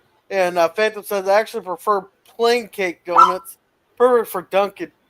Well, then you might as well just bake your own then. It's real cheap and real easy. I think I got my mom's recipe somewhere. And PvP says, Antiderivative Jill, donuts. All right, that's all. The donuts have invaded the chat. I had a girlfriend when I was like 17 or 18. Her name was Dawn, I remember, and she brought these donuts over. And she goes, yeah, but my dad bought me a donut maker. It was kind of like a waffle maker, but it was a donut maker. And she goes, here, try a donut. And I tried it, and it was, oh my God, the worst I'd ever had in my life. I said, what the hell is this? Oh, well, I didn't have any butter, so I used mayonnaise. So obviously, I didn't marry her. No offense to anybody out there. Did you get the memo? You're always supposed to. That's a good one. You're supposed. It's like you're putting supposed to salt like in you no matter lemonade. what. No. Oh, brother. If you want to get screw up there, when Tasha was living here, she had her containers and stuff. She goes, "No, that's what's the flour there," and so without even thinking there, I went to go make some butterscotch blondies, and I put the 2 cups of what I thought was flour in there, and it turned out to be powdered sugar. I put it in the oven for 45 minutes there, and it was. I opened up the oven; it was just boiling there, so I pulled it out there.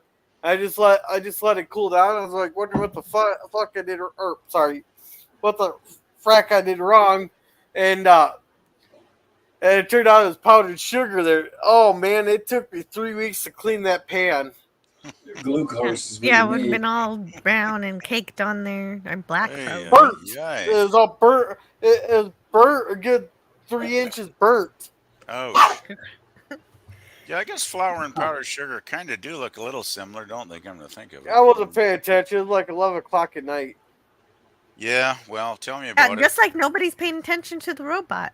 They don't listen to what he's having to Right. say. He keeps saying he's doing something. Well, he's watching over the matter transfer unit, and he's telling him fixed coordinates. And of course, Dr. Smith is pretty much brushing it off. In fact, this is the point where Dr. Smith says, I'm going to reprogram you. Yeah, well, if Dr. Smith were just listening, he might have learned something important here. That Yeah, he that could the have gone robot back to Earth. where Will was. Or Yeah. yeah, Exactly. that too. He could have sent Dr. Smith to Earth. Yeah, but Dr. Smith would stay there and not tell anybody about the rest of them. Yeah, but he could still bring Will back. If they've established that it can do 2 people, that's the thing. Is I wonder what the limit would be. Could they beam everybody at the same time, or just one person? I don't know.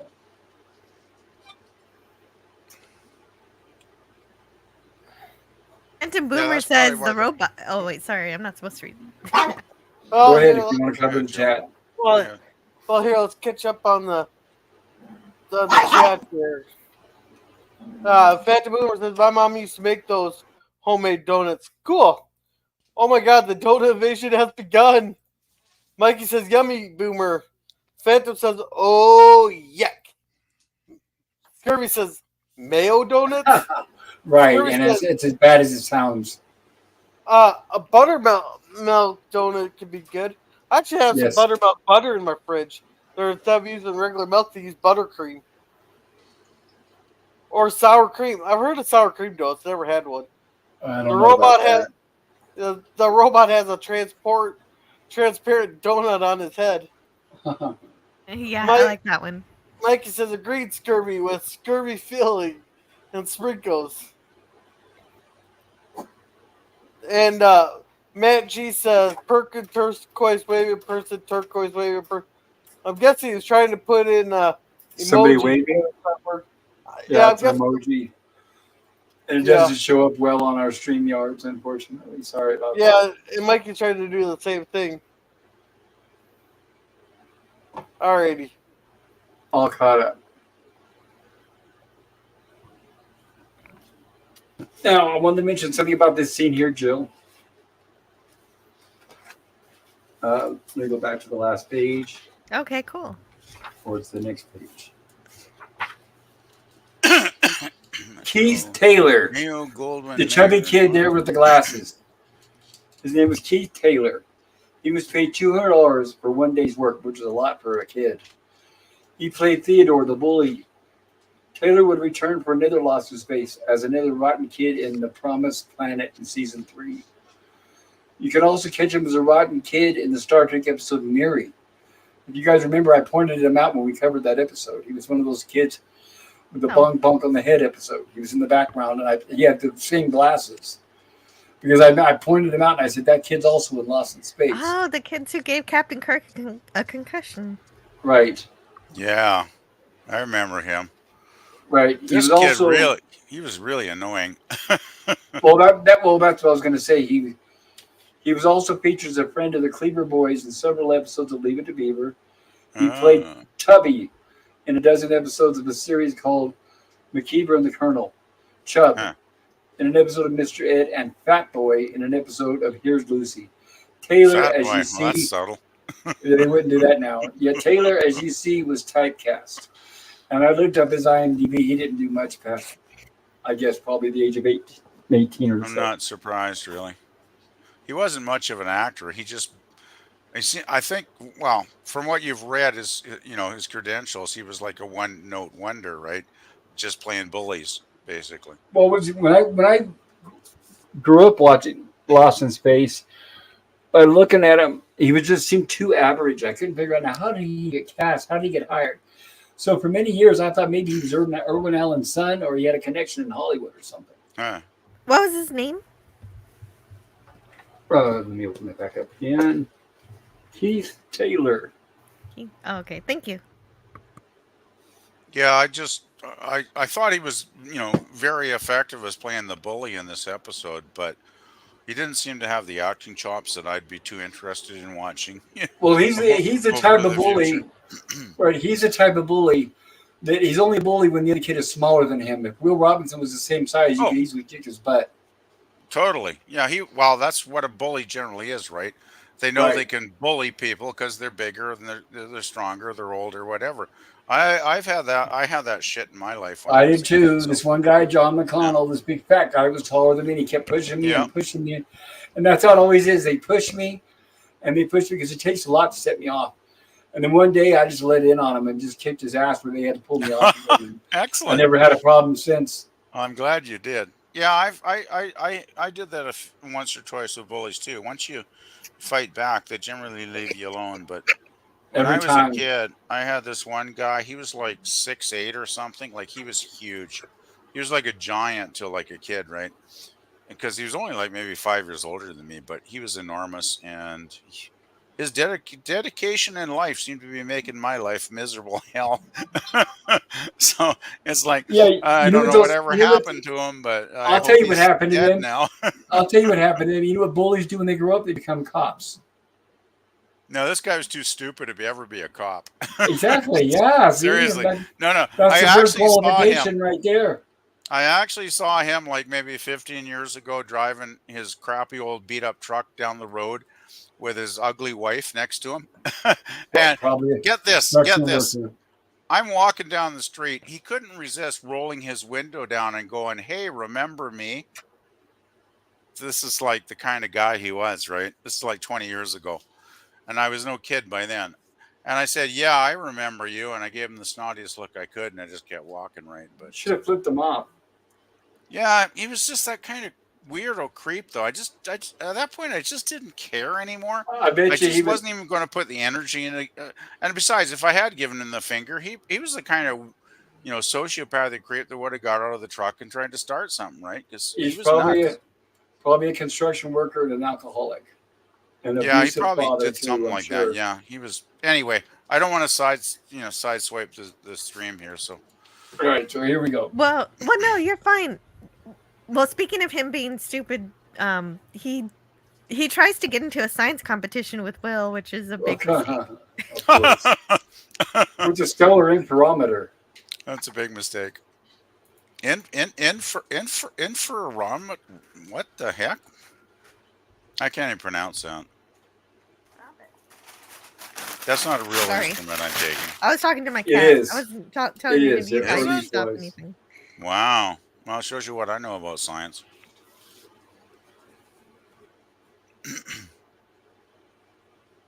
Oh, parsec, cool. 12. I love when Will totally shows them up intellectually here, though. Just makes them look like a chump. How far is it to Alpha Centauri? 5.3 light years. And you know Will's going to know that because that's their original destination. Exactly. Well, I think everybody knows that. Oh, sure. We all learned that in grade school. Right. I did. Imagine these days a 10-year-old being able to quote all that stuff.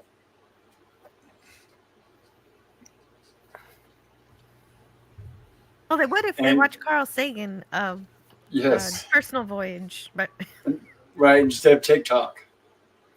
Oh, God. And notice Will's says, I bet you don't even know what a Doppler effect is, which is a real thing. and he says it's a rainbow.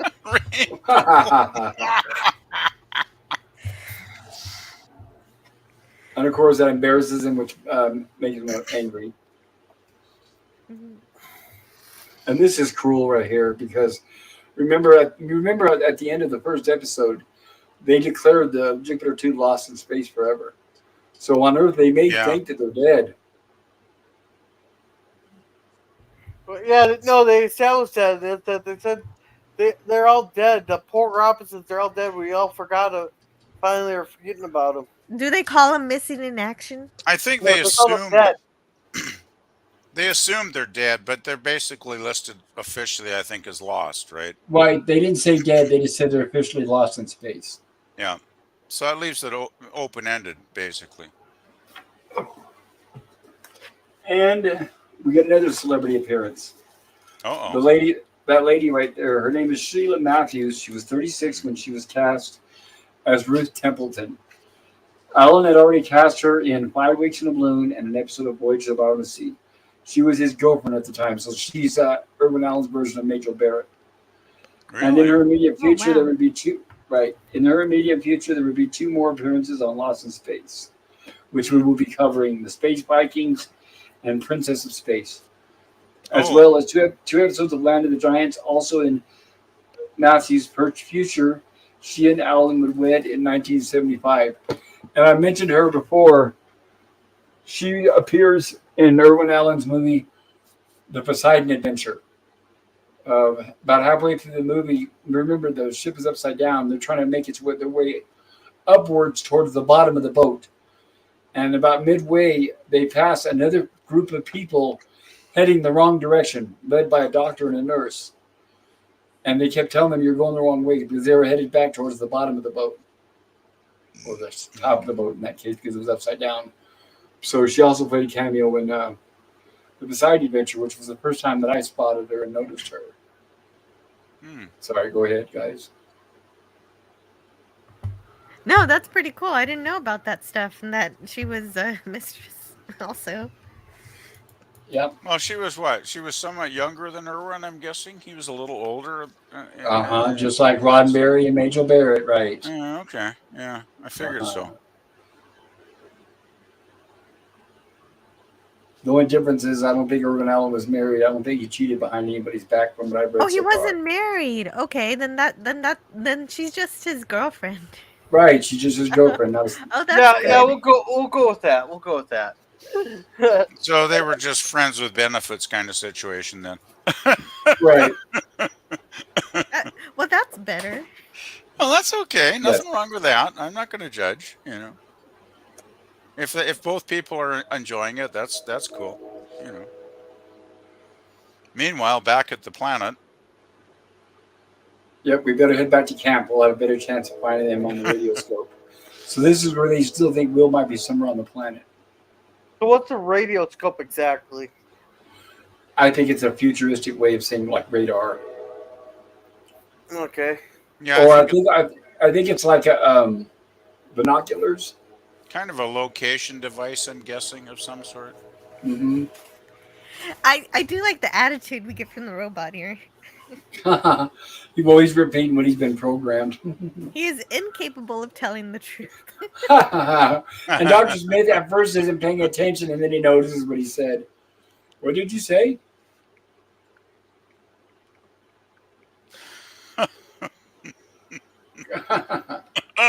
Like, who's going to believe him anyway, right? I love that. Dr. Smith is incapable. Yeah, right. He tries to get the robot to say Dr. Smith is incapable of telling a lie. And so the robot says Dr. Smith is incapable. That's great. Yeah, that made me I laugh. laughed so hard at I this. laughed. Yeah. I'm telling a lie, you ninny. Finish it. This was some Oh, good writing God. for the robot. I loved it. Well, you know, by this point in the series in season 1, the robot was getting more of a personality, and eventually he did become quite a character, right, in the show, and he did kind of start sticking up for himself, you know, Yes. more and more. Well, a lot of it was, you remember, Jonathan Harris was writing that dialogue for him and the robot. Well, bless Now- Jonathan Harris. That Now was pretty funny. it must be nice being a mayor of a town so small you can go to work in your pajamas. Yeah, I know, right? That would be nice. Maybe they called him in on a Sunday or while they were on vacation or something. Or it's a small town, nobody cares how you dress. Did he have bunny slippers on? Actually, usually back then they were very. They usually made sure they went out of the way to dress nice. It's not like now where you can go to the grocery store and you see people in their underwear and their nightgown. Oh, God. Don't tell me about some of the people I see at the grocery store. Jesus. I know, pajamas and all that. It's like, I've seen people in slippers. yeah. And I've seen people like in the winter walking in the grocery store in slippers. They just got right out of bed and into the car. Absolutely insane. Yeah. And of course, this guy here played many westerns. The guy who plays the sheriff. Yeah, a lot of good character actors. He lives on free planets. There's no such street. Yeah, well, Will was about to get ready. Was gonna get the chloride not go Oh yeah, the That'll work. carbon tetracide or whatever the hell it Carbon is. tetrachloride. But you can just say tetra or carbon. Tetrachloride. Okay, got it. the crap they need. And by the way, this whole interior scene of inside the house, that was a set from a series at the time called Peyton Place, which was a soap opera. Really? Yep. That was a late night soap opera back then too, wasn't it? It wasn't a daytime; it was an evening soap. It was an evening, I believe. Yeah. Oh, You know what drives I me remember nuts? the kid thinking, Everybody's well, so that would be so friendly. bad to stay with her. They're all so friendly to Right, I was Will, thinking- and yet he never gets a phone call. Well, it is realistic because the adults are friendly, but the kids are bullies, like they would be with any kids new in Oh town. yeah. But Still, mean, you think to be one honest- person would make him just let him make that call, but of course it couldn't happen. Obviously. no, like I said, it was part of the reporter was saying earlier, Stacy, that it's just a kid's imagination run wild, and like I said, it was back then. It was very, very expensive to do manual long distance calls. It was unheard of, in fact, pretty much up until the breakup of Ma Bell. Right. That's It's when it all practically like changed. it's practically like he's trying to phone the president. Yes. all right, should we catch up on chat real quick? Yes, thank you, Gorilla. All right, we're okay. We were right. PvP says Mayo Goldwyn Mayer Donuts Homer Simpson Film Studio. Scurvy Right, says Mikey. Scurvy anything is usually good. Oh, lemon anything is usually good. I agree. I'll take your word for it. I have to be right back. Yeah. All right. Mikey says Bad Boomer eat the robot's donut brain. LOL. Phantom says donut brains.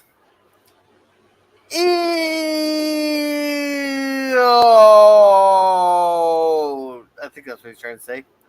I do miss a good lemon meringue pie. I love that. Yeah. Homemade. Yeah. What? Lemon meringue pie. I love it.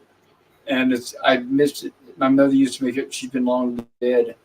Homemade. I just love it. And I miss having good lemon meringue pie. Okay. Mikey says bullies were always jealous of me because I was a true nerd and knew more than both of them through school. That's exactly right. Especially when they saw that you were smarter than them in class. That was one of the things reason why they would target you. Yeah, then Mikey says, I hear Pop's train going through Williams in the background music. Choo choo! Yay. Yeah. Every now and then you'll hear it. But Alright, that's all the it's far enough away. It's great because it's far enough away where I can hear it, but it won't wake me up if I'm asleep. And it's the loudest noise in the whole town. Other than that, it's quiet all the time. Oh, you don't get the gunshots and the wee wee wee wee wee. Right. Tires squealing from people racing and doing donuts. Yeah, none of that stuff. Neighbors setting off fireworks every day of the year. No.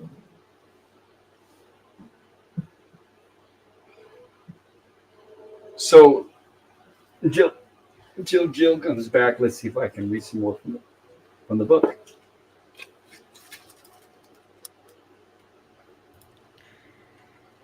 Walter Sand played. Oh, Jill's back. Yeah, I am. Who's Walter Hello. Sam? I'm Hello. back too. Yeah, we were just talking about you. Yeah, Nice things, I hope. I'm sure. Well, I Well, can the always robots- watch in the replay, so. The robot's not taking any more from Dr. Smith. He's got to be there for Will. I love that. Yeah! This Great. neglects tetrachlorophyll. That's a great still, Jill. It is. I wanted to I mention love it something. when the robot, does the shocking electrical stuff. That's always fun to see. I wanted to mention something too. This is regarding the kid playing the older brother.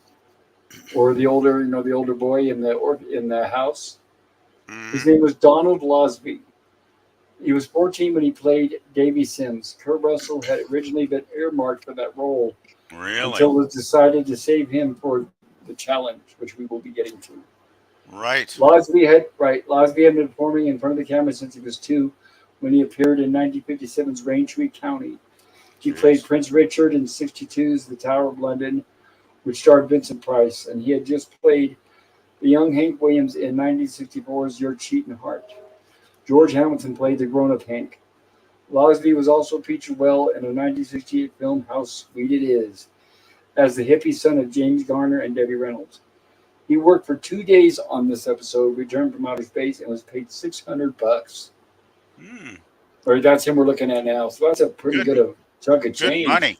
Good money in those days for a young actor. Yeah. Yeah, he was paid more than the other ones.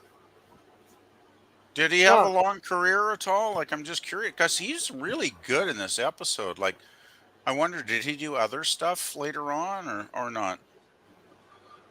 My I'll daughter take needs me. I'll be right back again. go for it, Jill. Okie dokie. But yeah, well, if you've got his name handy, you could look him up, or you could just tell me his name again. I can look it up. Well, I'm doing that now. He was in the Twilight Zone, apparently. I didn't realize that. Really? Uh, it looks like most of his. The last thing he did was in 1971, so he didn't go very far. Very short. But Daniel Mm, Boone, How Sweet It Is. Last he Gunsmoke, My Three Sons. Something called Blue Light. Lost in Space, Ben Casey, Wendy and Me, The Magical World of Disney. The mm. Fugitive, Your Cheating Heart. Temple Houston, Route 66. The Fugitive, Wagon Train, Rawhide, where's Twilight Zone? There's Tower of a good. London, there it is. Dr. Kildare, He did quite Bonanza. a. He did quite a bit then, actually. Yeah, at this point, he had already had quite a career. And in the Twilight Zone, it just says the first Venusian. So he played somebody from Venus. I'm trying to remember which episode. And it doesn't say exactly which episode, but it's one of the Twilight Zone episodes where they had people from Venus. Mm. And he was younger, considerably younger, so he had to play a child or a very small alien. So it's Donald Losby is his name. I'm just looking it Yes, up here. yes, correct. Yes, Losby. it looks like his filmography as far as movies is from 57 to 68, so that's pretty short. But when I look at the TV credits, like there's like man, like Ozzie and Harriet, Andy Griffith, Twilight Zone, Wagon Train, Bonanza, Rawhide, Route 66, Fugitive, Ben Casey, like My Three Sons, like Gunsmoke, like and Daniel Boone. These are all fantastic shows. So Yeah, they were even all if you very only big at the time. Yeah. yeah, those are well, I those are all shows I've seen and all shows I love. And even if he only did one episode, or two, he still had a decent career as an actor. It's too bad he gave it up. Yeah, I'm I not thought he sure was why he did, but he had the looks for it. I mean, I could see him growing up and going I know above and beyond it. sometimes though child actors, younger actors once they get to a certain age, they either just don't have the appeal anymore to the viewers or they just decide they want to do something else with their life, I'm guessing. I guess he was born in May 26, 1951, in San Francisco. Mhm. But yeah, I thought he was very good in this episode. Very, very good. Oh, there it is. He was in the episode with Burgess Meredith, where remember Burgess Meredith is in the bar and the bully's picking on him, and the two aliens show up and give him extra power, super strength. So that's the episode of Twilight Zone that he was in. I don't remember that one, Well, unfortunately. you're looking at his filmography. Go up to the top, right under his name, and you'll see where there's 3 pictures. Look at the third one. Well, I'm looking on Wikipedia, so maybe I'm looking in the Oh, wrong place. okay. Just let me check here. Well, I can share it right here. I'll share it on screen here. Okay, that's good. The thing is, with 156 episodes of Twilight Zone, I don't even think I've ever seen every one of them, to be honest, still. So I could have very much missed that one. You Yeah, guys see this picture? Yeah, I didn't see that one. That's one I missed. Oh, right. Basically, Burgess Meredith he stutters, and he's a small man in a bar, and there's a bully who keeps picking on him, and then these Venusians drop in, aliens come in, and they give him superpowers, and then he demonstrates it by breaking the bar and doing all these other things. So yeah, I definitely remember that episode. Yeah, I I've missed seen the that one. Twilight Zone. I've seen the Twilight. Well, I recommend you. I would say let's cover the Twilight Zone, but Bird of Prey already did that, and I don't want to step on his toes. Oh, right. But I I can remember watch that. Twilight Yeah. Zone so over and over. I can never get tired of it. Yeah, I gotta say though, the Venusians' makeup is not the most believable. This episode, it looks like, right? It's like, Oh, it's better than what's that but the show? thing is, I don't care. Something Five. I can give that stuff a pass though if the writing is good. So Right. Well, that's how Twilight Zone was, right? Writing Twilight Zone. exceeded it to where you didn't think about it. Well, as much as Twilight Zone's like the one of those revered, put it on a pedestal shows that most of us that love it do. There are some hit and miss episodes, to be honest. I mean, you gotta admit there's some episodes that are lesser than others, right? So Well, I'll give you a perfect example. The one that fell totally flat, even though it had great casting, was Cavender is Coming with Carol Burnett and Jesse White. I mean, that's a great cast, but it was not a very good episode because they were trying to make a comedic episode and it just didn't work within the realms of the Twilight Zone. because Carol was basically a comedic actress back in her early career there, right? So yeah. Well, she always was, and they were trying to kind of add humor to that episode. It didn't quite mix. Mm. So it wasn't her fault. It's just that I guess it just, like I said, it's like a joke that fell flat. Yeah, sometimes you get everybody with good intentions trying to combine, to mix the ingredients together, and like a cake, sometimes it falls flat. Yep. Yeah. So here's where he's telling them they might major in physics and go to college, which is a good thing. He's aspiring to be better. Good idea.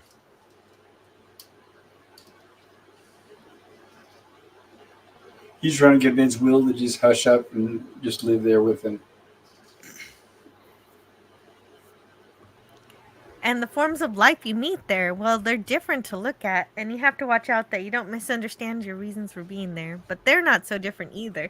And that's a really nice, lovely statement, except they've killed almost all of the aliens. Everybody they've come across, right? Except for the Taurons, I guess. Yeah, well, Will's kind of forgotten things like the Cyclops and all that too by this point, it seems, because they weren't exactly friendly. Well, as I was going to say, but in that case, it was self-defense. Yeah, I do like Will's- the attempt at the meaning behind it. I mean, their feelings are just like ours. I think Will's Yes. kind of glossing it over for this kid too, because he doesn't want to like scare him that like space is a horrible place. He's trying to encourage him to like, yeah, it's actually a pretty cool place. You just got to be careful. Yes. But like Jill said, he's basically saying that they're all different. Everybody's the same, no matter where you're at. I like that line right there. Made up of the same kind of molecules we are. Just arranged differently. That's a very beautiful line, I think, personally. It's a great That's true. sentiment. That's true, isn't it? I mean, it's like on our little planet Earth here. We have all these hundreds and hundreds, if not thousands, of creatures, probably some we haven't even discovered yet that could be out there. And basically, we all just kind of are rearranged molecules, more or less, right? So that's pretty cool line for the 60s. I thought it was ahead of its time anyway, but, Yep, whatever. Carl Sagan says it too. We are made of star stuff. Yeah. Yeah, gosh. If only we could live forever. Well, maybe not forever, but longer. Life's too damn short. Yeah, but the problem is all the bad guys would live forever. The people that are in power will still be in power. That's the problem. That seems to be a historical repetition, doesn't it? Yeah, the bad guys seem to live to their old age, and the good guys die young. Unfortunately, sometimes that's true. Definitely can't argue with that. Well, we're getting towards the end of the episode now. It's looking. Yeah, I have a note from this from the book. Irwin Allen wrote in the notes, the Act 4 curtain is not very exciting. Perhaps it would be better if Will succeeded in bringing home the chemical and the act ended on his producing the bottle. First, let me go back. Page 63, section 85 of the script. Considering the worry that Will caused his family, John seems too lenient towards him once he is found safe and sound. The end of Act 4 indicated John intends to have more than a talk with him this time about his disobedience. Will realize that not even his own family believes him. But then Irwin Allen says the ending is not very exciting. Perhaps it would be better if Will succeeded in bringing home the chemical and the act ended on his producing the bottle as proof of his story. John would take the bottle from him in exasperation as though he were going to toss it away, when his eye would catch the sign of the printing on the bottle. Bottled by Hatfield Hardware, Hatfield Corners, Vermont. Marine and Smith would get a look at it, and then all three would stare at Will in astonishment as Smith would deliver his speech as written in Scene 86.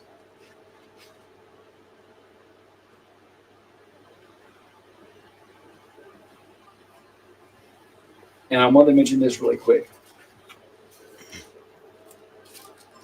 It is hard to imagine the Return from Outer Space as being anywhere as successful without these additions to the script. Allen was very much on his game at this point in the series. CBS program practice as executive, which means censors. Sam Taylor Jr. wrote to Irwin Allen on December 3rd, 1965, saying, as discussed with Mr. Wilson, we are concerned with two portions of this episode. We do not feel that Will should deliberately disobey his father a second time, as he apparently does beginning on scene 16. Will's attitude in obtaining the carbon tetrachloride from the proprietor of the hardware store is one which might bring strong criticism from parental viewers. We would ask that the sequence be changed.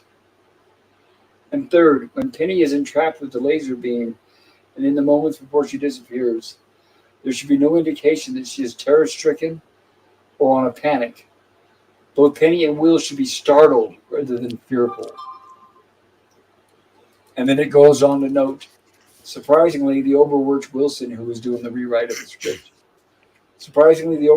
didn't bother to make these changes to the script. He was already starting to not take the CBS censors as seriously.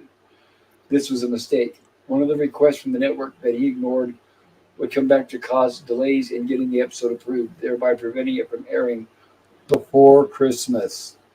So you're right, there was a delay there, and that was only because he wasn't listening to the censors. Oh, boy. Yeah, because there was a scene in the episode I remember distinctly that had a Christmas tree in the room, right? Well, I know there was a happy holiday sign above the drugstore. No, there was a scene. There was one scene in a living room with a Christmas tree in the corner. I distinctly remember. It was only maybe for 2 or 3 seconds, but it was there. It's very possible because it does take place at Christmas time. So, yeah, they kind of messed up. They kind of missed the mark being a few days late. Oh, well.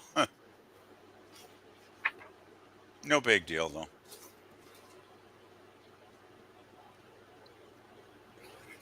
Oh, jeez. Oh, man, the poor robot. Good thing they happened to be right there, but the robot did do his job. Yeah, and he didn't totally get fried, so that's good.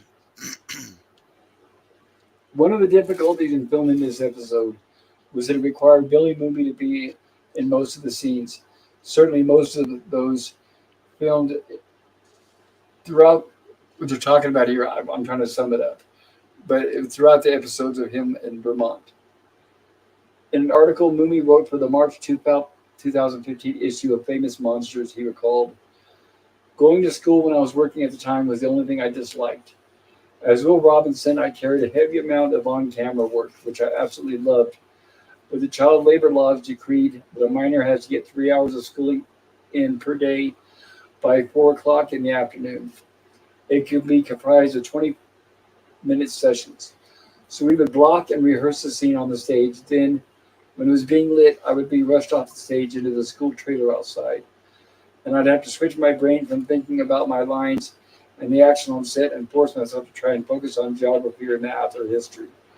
While the second assistant director was found outside the trailer with a stopwatch.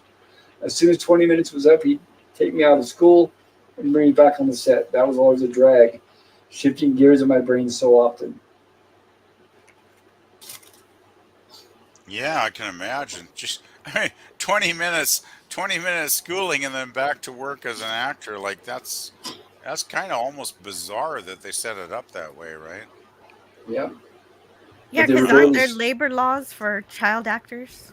yeah, that's just it. They were barely skirting the labor laws. Yeah, but you think they would have blocked it off where they could just like do their day's lines and then do, three hours at the end of the day in school or something like. Well, yeah, well, the thing is, then you're making the rest of the cast stand around and wait, and then you're losing a lot of money by doing that. So that's why No, they but I interspersed I the was teaching I was throughout the thinking day. let Will do all his lines early on in the day and then send him to school at the end of the day, right when the rest of actors go home. True. Just a But then, thought. but that's something definitely against child labor laws. They had to go home at a certain time, Yeah, well, and that's what they call the golden hour. That's overtime, and they had to pay extra for that, which they were definitely not willing to do. oh well. I guess Moomy survived, obviously, so I He guess it did. all Well, He worked said this out. was his favorite. It it all well, worked no, out. but from reading between the lines in the interview, I had a feeling he had more fun playing Will Robinson than he did going to school. Well, yeah, I would hope so. I know I Right. didn't have this much fun going to school. Same here, right? I would have rather done this too, right? Oh, damn right. Yeah. And he got the carbon tetrachloride, Chloride. whatever. Yep. Yeah, I remembered it. Wow. Yep. Which looks like There's, a there's, bottle of vinegar, I always thought. there's hope for me after all. Gosh. Carbon. Yeah. Carbon Tetra, hydrochloride. I tetrachloride. usually, I'm Oh, usually horrible at tetrachloride. these, Excuse me. these, I these, couldn't see because the captions were covering it. yeah, it's like I got a couple of high blood pressure pills that I couldn't pronounce in a million years. If you paid me $100, I'd be like, nope, sorry. I remember when Listerine was in bottles like that. Wow, that's a big bottle of Listerine.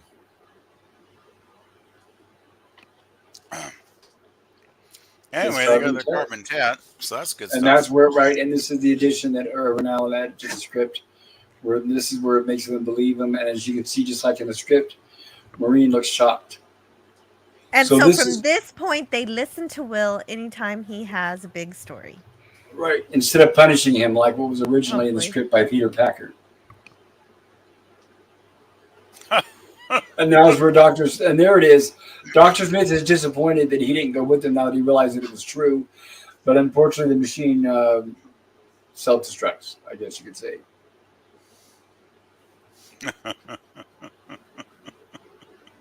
Oh, we're leading into the next episode now,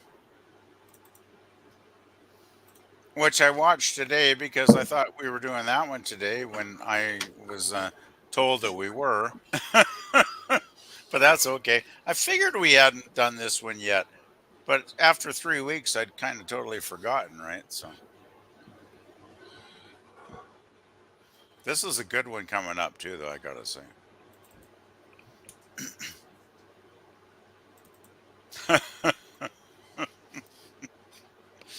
You gotta love Jonathan Harris's acting style at times. It's too bad he didn't do more. You gotta love some of these weird creatures Irwin Allen came up with too. Jeez.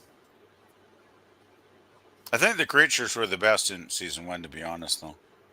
But yeah, because remember they brought a lot of people over from Outer Limits, including Oh, the did makeup they? people. Oh, wow, I didn't Uh huh. realize that. Wow, that makes sense then. Yeah. I like the glowing eyes in this creature.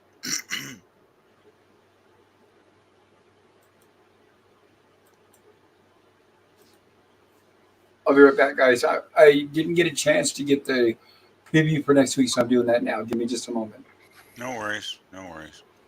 Okay. So, did anybody else watch the next episode, Keeper Part 1 today? No. You did, didn't you, Jill? Yes, I did. I won't Mhm. give any spoilers, but it was a pretty good episode, I thought, right? Yeah, absolutely. Yeah. It was a bit like The Cage, but a little different. So it's fun. Yeah. We'll see it next week. Yeah, I think we'll have fun talking about it 7 days from now. It Mm. should be fun. But I don't want to give spoilers, of course.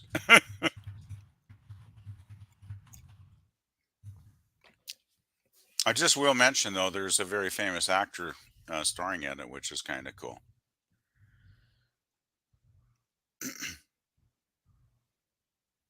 Oh, hey. I wanted to mention. Hey, maybe we should catch up on chat here. Well, but Go mention for what it, you want to Gorilla. mention. Mention what you want to mention. Go Thank you, for it. Gorilla. All right. Matt gives a bunch of random words here.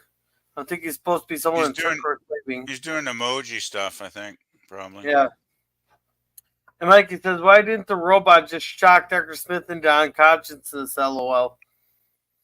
Oh, we Because can of only sensors. we all wish, but it's just not meant to happen.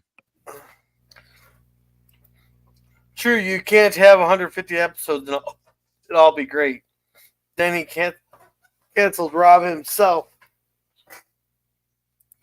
Mikey says, Matt G. Rod Sterling also worked with Night Gallery. He was an awesome horror sci-fi host. Yes, Mikey, Night Gallery is fun. LOL. I got to see that Night Gallery stuff. And a bunch Night of heart. Gallery's pretty good. Yeah. And hey there, Sean. How's it going? Night Gallery's really hit and miss, though. There's some fantastic episodes and there's some pretty bad ones. So Yeah. it's not as consistent as Twilight Zone, but it's still worth checking out. Yeah, Mikey says hello to Sean, too. All right. We're all caught up.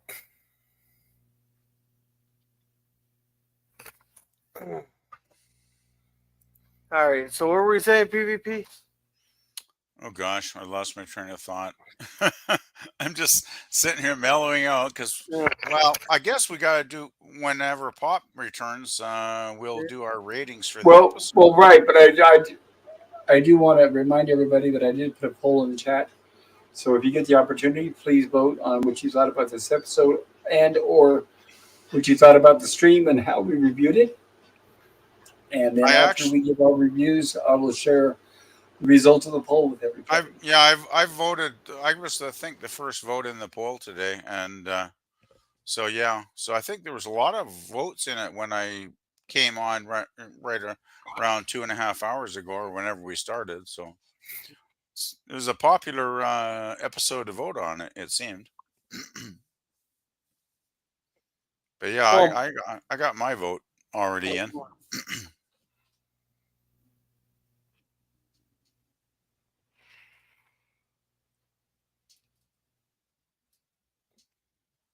You realize we're probably we're just over halfway through season 1 now, aren't we? We're over halfway. We're on episode like 19, ain't we? I think we're at episode 14 or something. So there's around 29 episodes in the first season. So we're around the halfway point.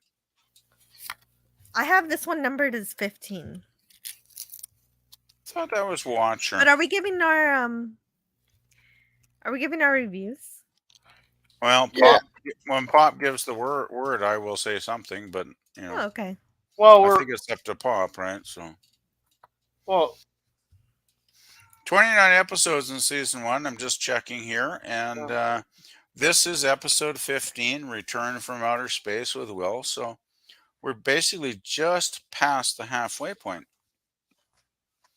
because we got 14 episodes left of the first season. It would look like to me, at least if my math isn't totally horrible. Yeah, Mikey says cat orange whistling, the ending theme for next week's episode.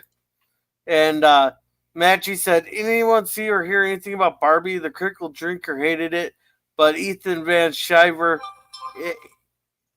fat drinker's video, it says drinker has it all wrong. The movie was good. Wow, they shocked Benny.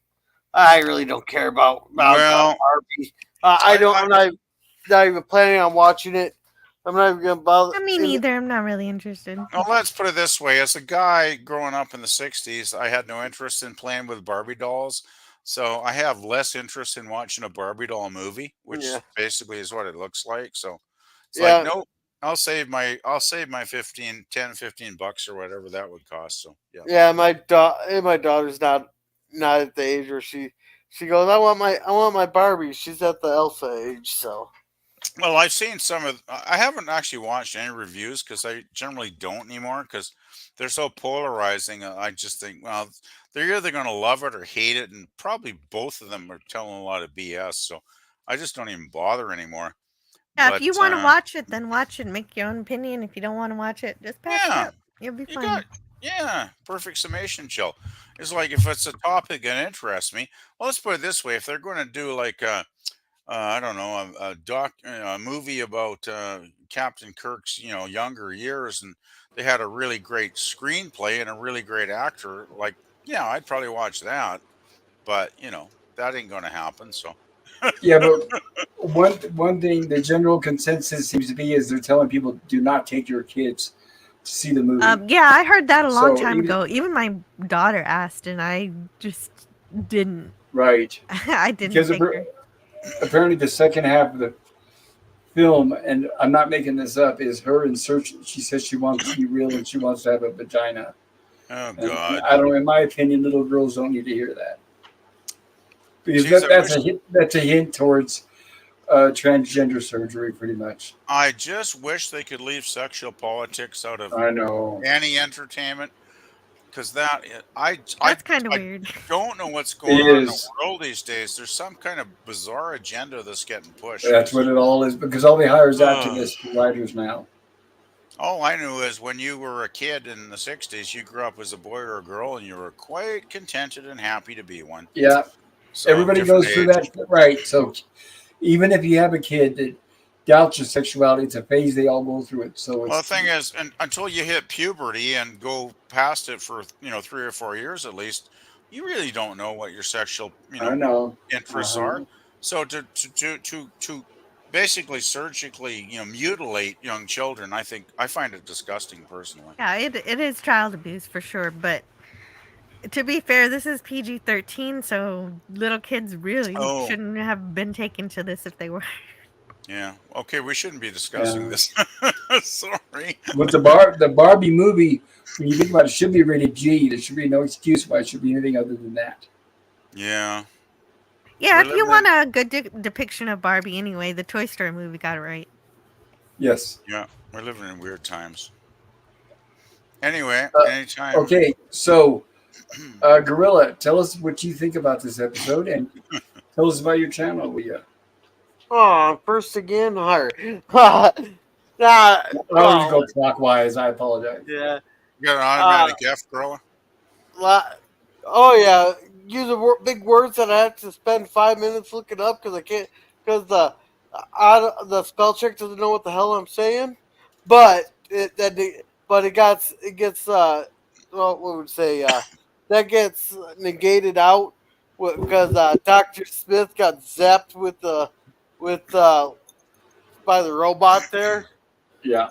It's nice seeing him off the planet, and it was real fun going around the little town there, and everybody acting like telling Willie's pretty much it's just your imagination. Let's send him off to a boys' home. There. Let's send him off. It's not our problem. Not our problem. Personally, I would like to see him. Like the only one that believed him was the newspaper reporter. I don't know if the newspaper reporter actually was going to call Alpha Controller or not. Well, But I'll let you finish your review, and I have a note on that from the chat. okay. But I would also like to see that they could have changed a lot of things there if they would just thought with their heads there. They could have said Don because an adult's more believable than the child would be. But overall, they give it a B plus. It's pretty good. There's some stuff I could have changed and all that, but overall, it's pretty good.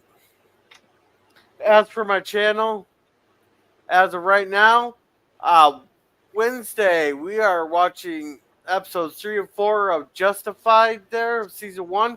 We literally just started it, so if you guys want to catch a really good show, we're just starting Justified.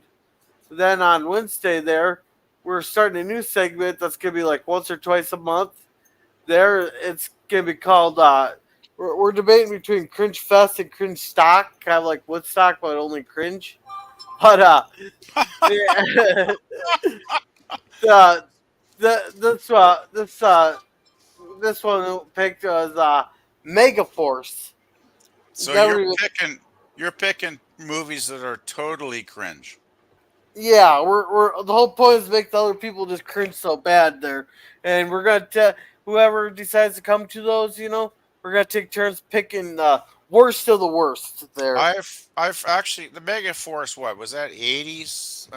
It's been a long 84 or time. something like that, or 85. Yeah, Well, I all you got to remember. do, just pick anything by Canon Films, Monahan Golan, Yorm Globus, and I it'll be remember cringe. hearing about Oh, Megaforce, and I don't think I ever heard one single word that was positive about it. So that kind of sums it up for me. But yeah, that sounds like fun, hey, actually.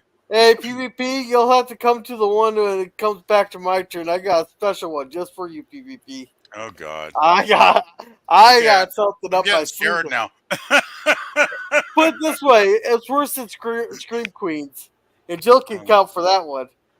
well, Oh yeah, I was and unfortunately there for that. so what night?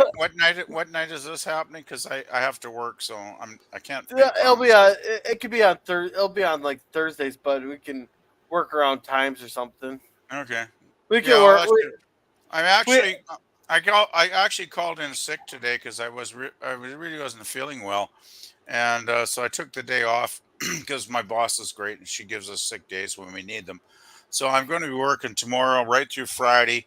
I'll probably be getting off at work on Friday. I'm hoping around 5 Pacific time. So I don't know if that means anything, but yeah.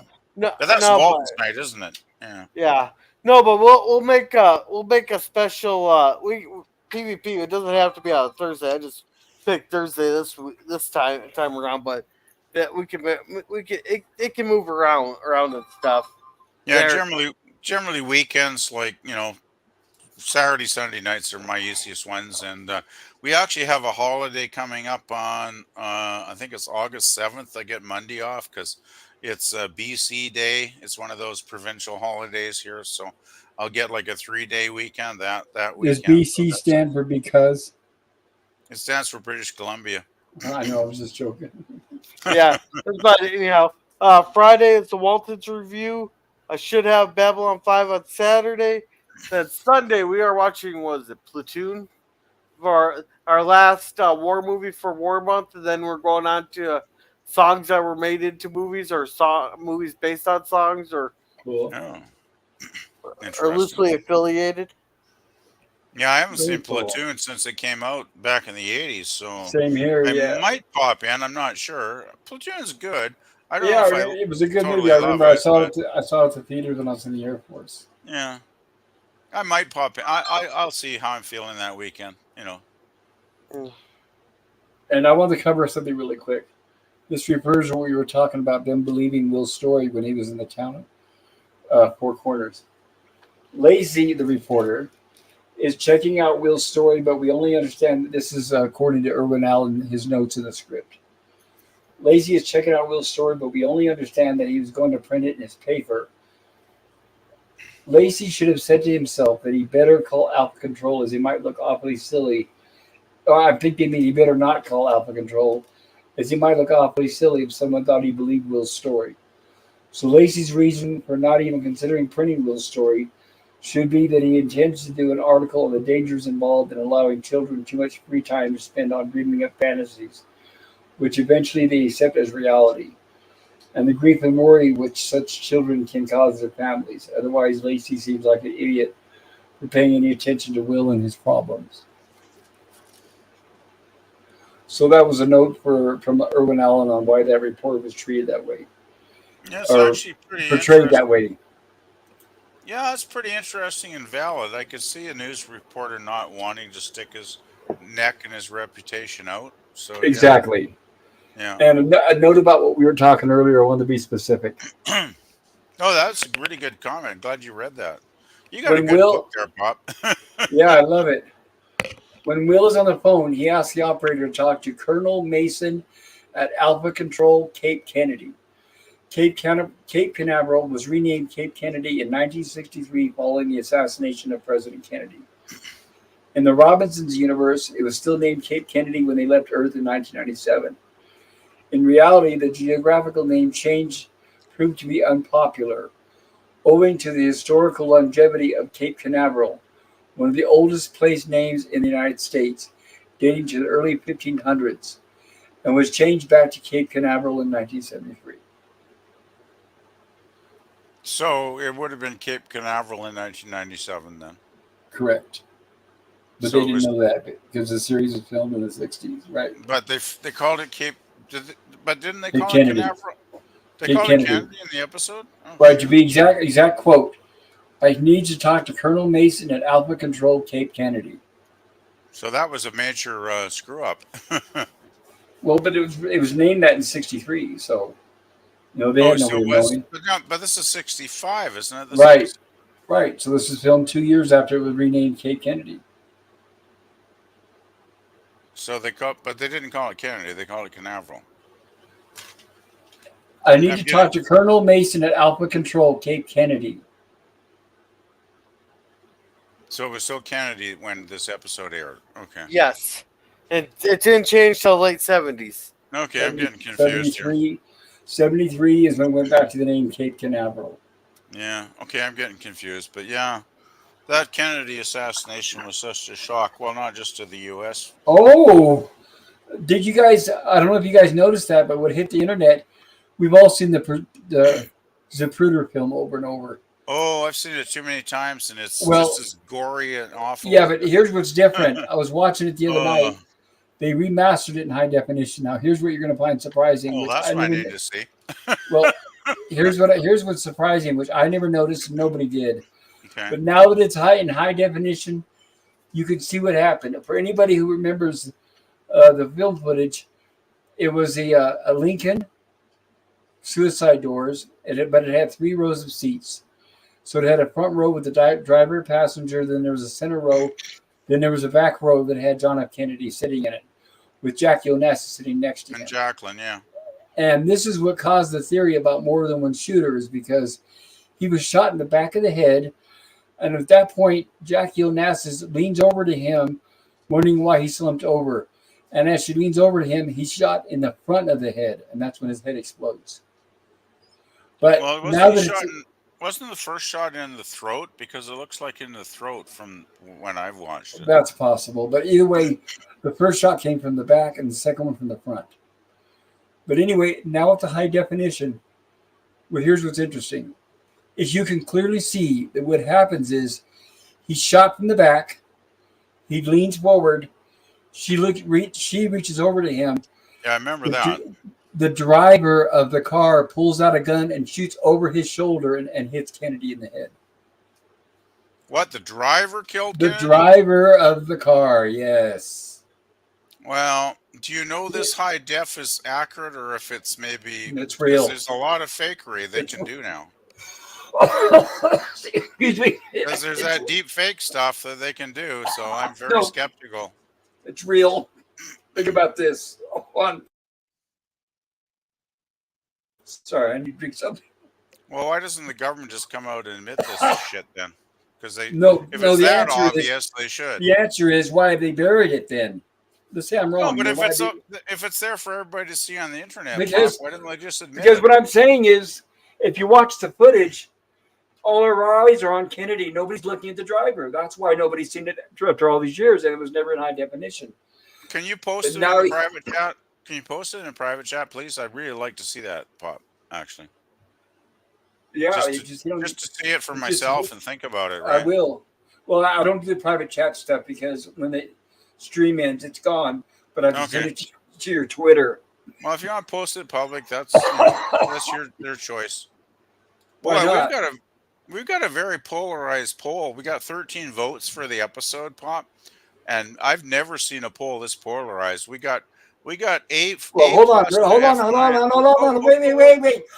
PvP, remember, we do our reviews first. And Oh I haven't shit. done mine. Jill hasn't done hers. Yeah, sorry. Yeah, slow down.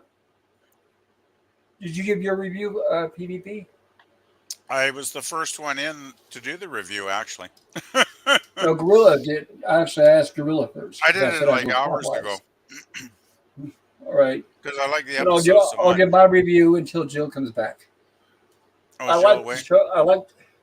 Yes, I like this episode. I thought it was great. And like you guys mentioned earlier, it was good to see Will back on Earth. And once again, as a kid, I was disappointed thinking, oh, they were so close to being rescued. But of course, as a kid, you don't realize that if they get rescued, the show's over. I liked the casting. It was great. I didn't realize the talent behind all the casting. And that, like I said, with Robert Easton and some of the others, it was fantastic with Rita Shaw. I loved her. I actually used to watch The Ghost of Mrs. Muir, and I remember she was the housekeeper on that. I actually That saw was that when it was with Herb on. Hope Lane. I actually watched that in its original run, at least for the first season, back in the Yeah, Charles 60s. Nelson Riley. Yeah, yeah. And Hello. hello, there she is. Yo. But yeah, I would say if I was to give it a grade, I'm going to give it an A this episode. So Yeah. Jill, Well, give us anytime. your review of this episode, Jill. What did you think, and tell us about your channel. All right, I give this episode a B. Even looking past the ridiculousness of transporting several light years from Earth, I found this a very enjoyable episode. But I wonder why Will never gave anyone the coordinates for where he was in space. Like if I found myself back on Earth, I would be scribbling down that information everywhere. I might even resort to vandalism or something to tell people where my family is instead of just trying to call Alpha Centauri because clearly that wasn't working. But if things went better for Will, he was right that talking to Alpha Control would have cleared everything up. Alpha Control, not Alpha Centauri. As they would recognize him as a Robinson, but they didn't make it to town in time in a fun comedy of errors, so no one would allow his phone call. I was slightly disappointed that the teaser made it seem that like Penny would do more in this episode, and she just came back. Me too. Yeah, I but, enjoy. I'm a Yeah. big Penny fan, as you know, though. So I was just Yeah, it looked like it was going to be fun. I enjoyed it very much, and I'm giving it a B. And just because they weren't creative enough to try to figure out what communication might evolve into in the 1990s, they just kept the current day mechanism. That's And true. and so, but they did integrate this kind of communications technology that the Robinsons use on the Jupiter too. So they just didn't figure out how to integrate that technology back on Earth. Hmm. Very cool. And tell us about your channel, Jill. And so I have a channel where I've been mostly celebrating science fiction. On Tuesday, reviewing the original series. We're on to a very important Spock episode, Journey to Babel. And so we're going to have a lot of fun there with the Andorians and the Tellarites. And then on Friday, I might talk about a UFO episode. Definitely I'm going to talk about the new Futurama. I'll try to be spoiler free for that one since it's new. Well, just quick, because LDG seemed to be really loving it, and Bird of Prey Don't tell didn't me like anything yet. Oh, Bird of Prey didn't like it. Yeah, so I'm kind of fascinated what your review is going to be, so I'll be there for that. Okay, cool. Yeah, I'll probably go with the Futurama spoiler free review first. Okay. So we'll see if I like it or not. Bird didn't like it. We'll see. Yeah, LDG so did. I thought that was an interesting juxtaposition. And so that's what I've got going so far. Yeah, that's all I'm at with this week. All right, very cool. Thank you, Jill. So it looks like with the poll, it looks like we had a total of 13 votes. A plus to A minus got a 46%, which isn't bad. B plus to B minus got a 30%. C plus to C minus got a 15. And D plus to F minus got a 7. So I like that. And I want to remind everybody that I appreciate your honesty when you're voting. We don't expect you to suddenly just like this show just because we're covering it.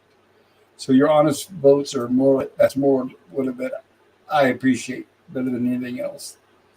Is I like other points of views. Also on my stream tomorrow night, we're going to be covering the 1958 and 56 movie, Forbidden Planet. So if you'd like to join us for that, we're going to be covering that. What time is that? That will be 6 p.m. Pacific time, 8 p.m. your time. Oh, great. Hey, I could do the slides for you. I did Forbidden Planet on my channel, so I have the slides. Oh, if you could be there, that'd be great. And also, tell Scotty he's welcome anytime, if you know what I mean. Yeah. Oh, okay, great. Yeah, I was able to go in and do that during this. In fact, I did it at the beginning of the stream, but I didn't get a chance. Thank you so much. She is my friend. No problem. I understand. All right, hey, someone said Prometheus here. Hey, LDG. Hello, LDG. Good to see you. I guess this would be a good chance to catch up on chat. We just got a few here. Hold on just a second. So we have Forbidden Planet tomorrow night at 6 p.m. Pacific time. If you'd like to join us on our Horror Sci-Fi stream. And Wednesday, Gorilla and I, you'll catch us at 7 p.m. Pacific, 9 p.m. Central, where we're going to cover 2 more episodes of Gilligan's Island from season 2. And then I'll probably do another Rumblings from the Lab sometime this weekend regarding UFOs. Okay, go ahead, Gorilla. Hit it. Alrighty. Sean says, hey, Mikey. Mike says, I won't touch Barbie with a 10-foot pole. Even Margaret Robbie, LOL. Well, Herc says he loves Justified. Well, come join us there, Herc. Matt G's laughing about something. Oh, there. Oh, Mega Force 1982, says Mikey. That sounds like a canon movie, just the name alone. I'm going to look yeah, I've heard that movie's extremely bad. Yeah. Mikey says Hal Needham directed, Siskel and Eppert both hated it. My family walked out of it after 15 minutes watching the theater. I might give that one a pass, actually. I see how you are. I see how you are, PvP. Barry Bostwick. It's got Brad from Rocky Horror Picture Show. Bostwick, yeah. Now I remember. Oh God. Oh wow, that's too bad. The director Hal Needham is the one that did Smokey the Bandit. Cannibal Run. It also has Persis Gambata, Lieutenant. He did Cannibal Run too, didn't he? That was I actually liked that film. But apparently, well. Can't win every time, I guess. Yeah. Scurvy's waving at Sean. And Scurvy says, slow your roll, Darth Eggnog. I think I always have a kind of a slow roll, don't I? But if you guys are interested in this movie he's talking about, Megaforce has Persis Gambata, who played Lieutenant Ilea, but now you'll be able to see her with hair. Huh. Well, that could be fun. That could be fun. Yeah, remember she had to shave it off. I've never seen her in anything else. Right? Yeah. Like she didn't wear a cap? I don't think she had a long she shaved career, it off. She shaved it off for that movie. A skin cap would not have looked realistic. Yeah, she was basically bald in motion picture, yeah. Right, and it also has Evan Kim, who starred in the Kentucky Fried Movie in the segment Fistful of Yen. Didn't Persis Gambata die at a relatively young age, unfortunately, though? I've read somewhere, like she was like in her 40s or something. Yes. Yeah. Very sad. Alrighty, Mikey says there are 2 killer babushka. What did I tell you about using big words there, Mikey? Babushka lady. Babushka? Lady was a Russian scout making sure that Kennedy was dead. And Pickles here says Bert is on his meds. He is a little delusional. Mikey says, thank you, LDG. And Scotty says, ahoy, enjoy. Hey there, Scotty. How's it going? Ahoy. Hey, Scotty. Yeah. Mikey says, hey, Scotty. Scotty says, Mikey, Jill says hi to Scotty. Sky says, thanks, Pac. I'm so glad you are well in broadcasting. We all are. This guy says, Jill. Scurvy says, hi, Scotty. Sky says, Scurvy. Hey, Daniels, how's it going? Daniel says, hey, hello, Scotty. Sky says, Daniel. Mikey says, hi, Daniel. It almost feels like the beginning of the stream. Jeez, PvP. hi, Scotty. Yeah, I'm behind the chat. I stepped away for a few minutes there, so. Yeah. But hi to everybody. I haven't said hi to. You know what I mean to. Even when I don't, but you know what I mean. Hello there. I still haven't given my review yet, but I'll eventually. Oh, we'll get it here right. I thought you said you already did. I asked you, and you said you did some time ago. No. I started to, and then you said, wait, right? No, you were starting to read out the results of the poll in the chat. Yeah, that's what I meant. But I didn't actually give a review yet, so. Well, go for it. I'm probably one of the ones that gave it the top review. I gave it an A+ because I really had fun with this episode because it's probably one of the best Will Robinson episodes of the series and probably one of the better ones for Will in season 1 for sure. And I just thought it was really nice to take the setting back to Earth, to like an average town. We got away from the total sci-fi trappings, for the 1 week, right?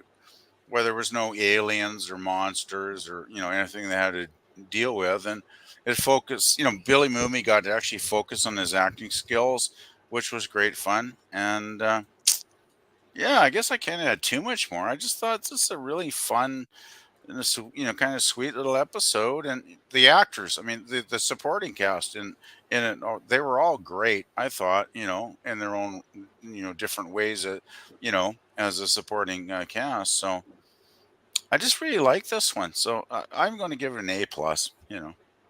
Cool. Tell us about your channel. Your channel, sorry. Still doing the rock and roll, obviously. I haven't been doing as much lately the last few weeks, though, because I'm just finding with the workload at work, and when I get home at night, I get home on weekends, I'm just too damn tired to really do much. And then there's real life stuff, on the weekends I got to take care of, like, putting gas in the car, buying the groceries, all that kind of fun thing. So it's like, yeah, I just, I haven't done much on the channel lately, but that's probably going to change hopefully sometime in the next month or two. So very cool. Gorilla, let's get caught up on the chat, will you? Yep, that's what I'm doing. Thank you. Daniel says, hi, Mikey. Sorry I missed your stream today. I was out for a while. And the ears stream elements advertising my channel. And Sky says, Persis was a beauty. I have no idea what that means. Persis Kambata. The one that played Persis Lieutenant Kambata. Riley in Star Trek The Motion Picture. She was Miss India. Yeah, absolutely gorgeous. Yeah, the bald chick in the motion picture. She was a pretty hot looking lady.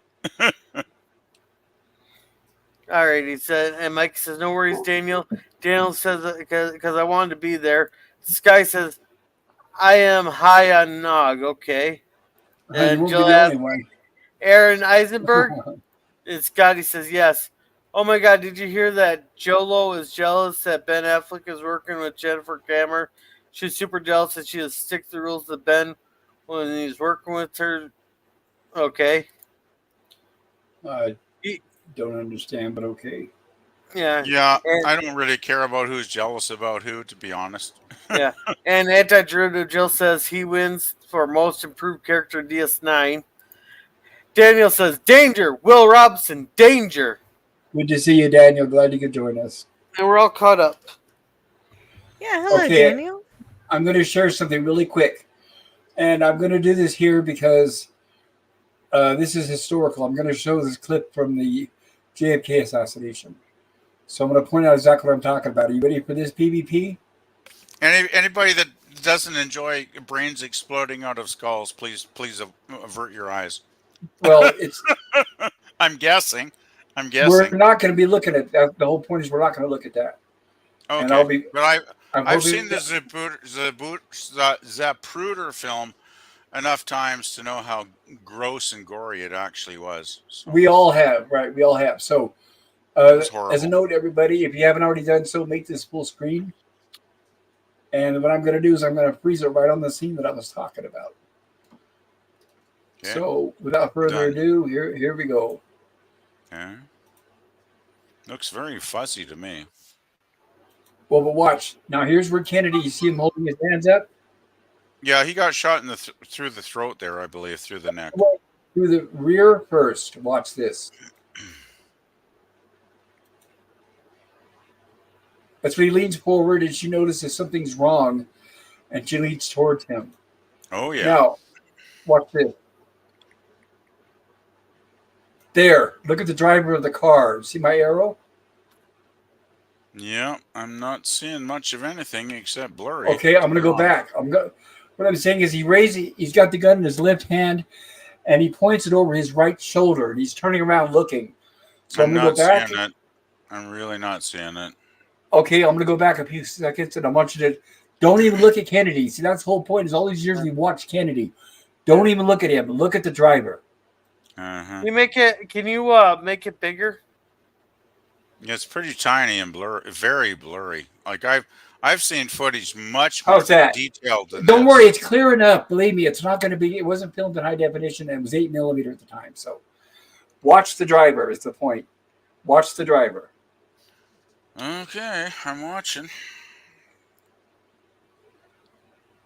There. I'm going to go back again. I'll go back it's too again. blurry. It's too blurry. Watch the driver. There, he reaches over. There, see, he's got a gun that he's got over his shoulder, and he hits him with it. You can see right there. There's a gun over his. I'm not. No, I'm not. I'm just not seeing it. How about the rest of you guys? Anybody else see it? I'm gonna have to look. I'm gonna have to go back and look at this. Yeah, I need to look at this a lot more. I'm not. This is probably one of the blurriest. Well, I'm saying. Well, okay. Let me watch this. Okay, let me give you an example. Quality's horrible, to be honest.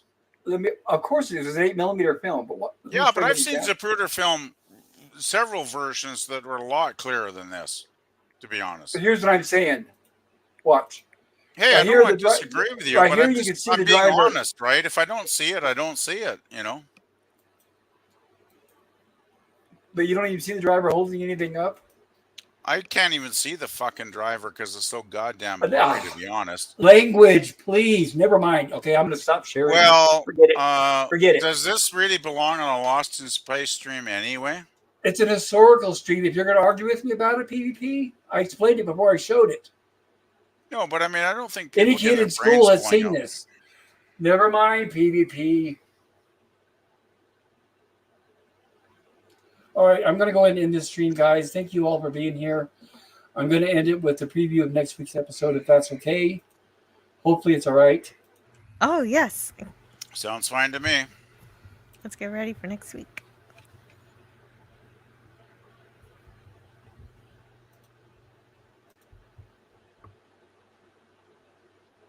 Next week is a good one. I will introduce myself. I'm known as the Keeper, and I come from a world 10 million light years away.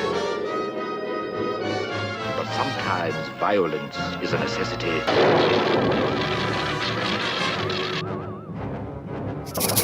Back where you belong. The children are mine now. Warning, do not tamper with alien controls.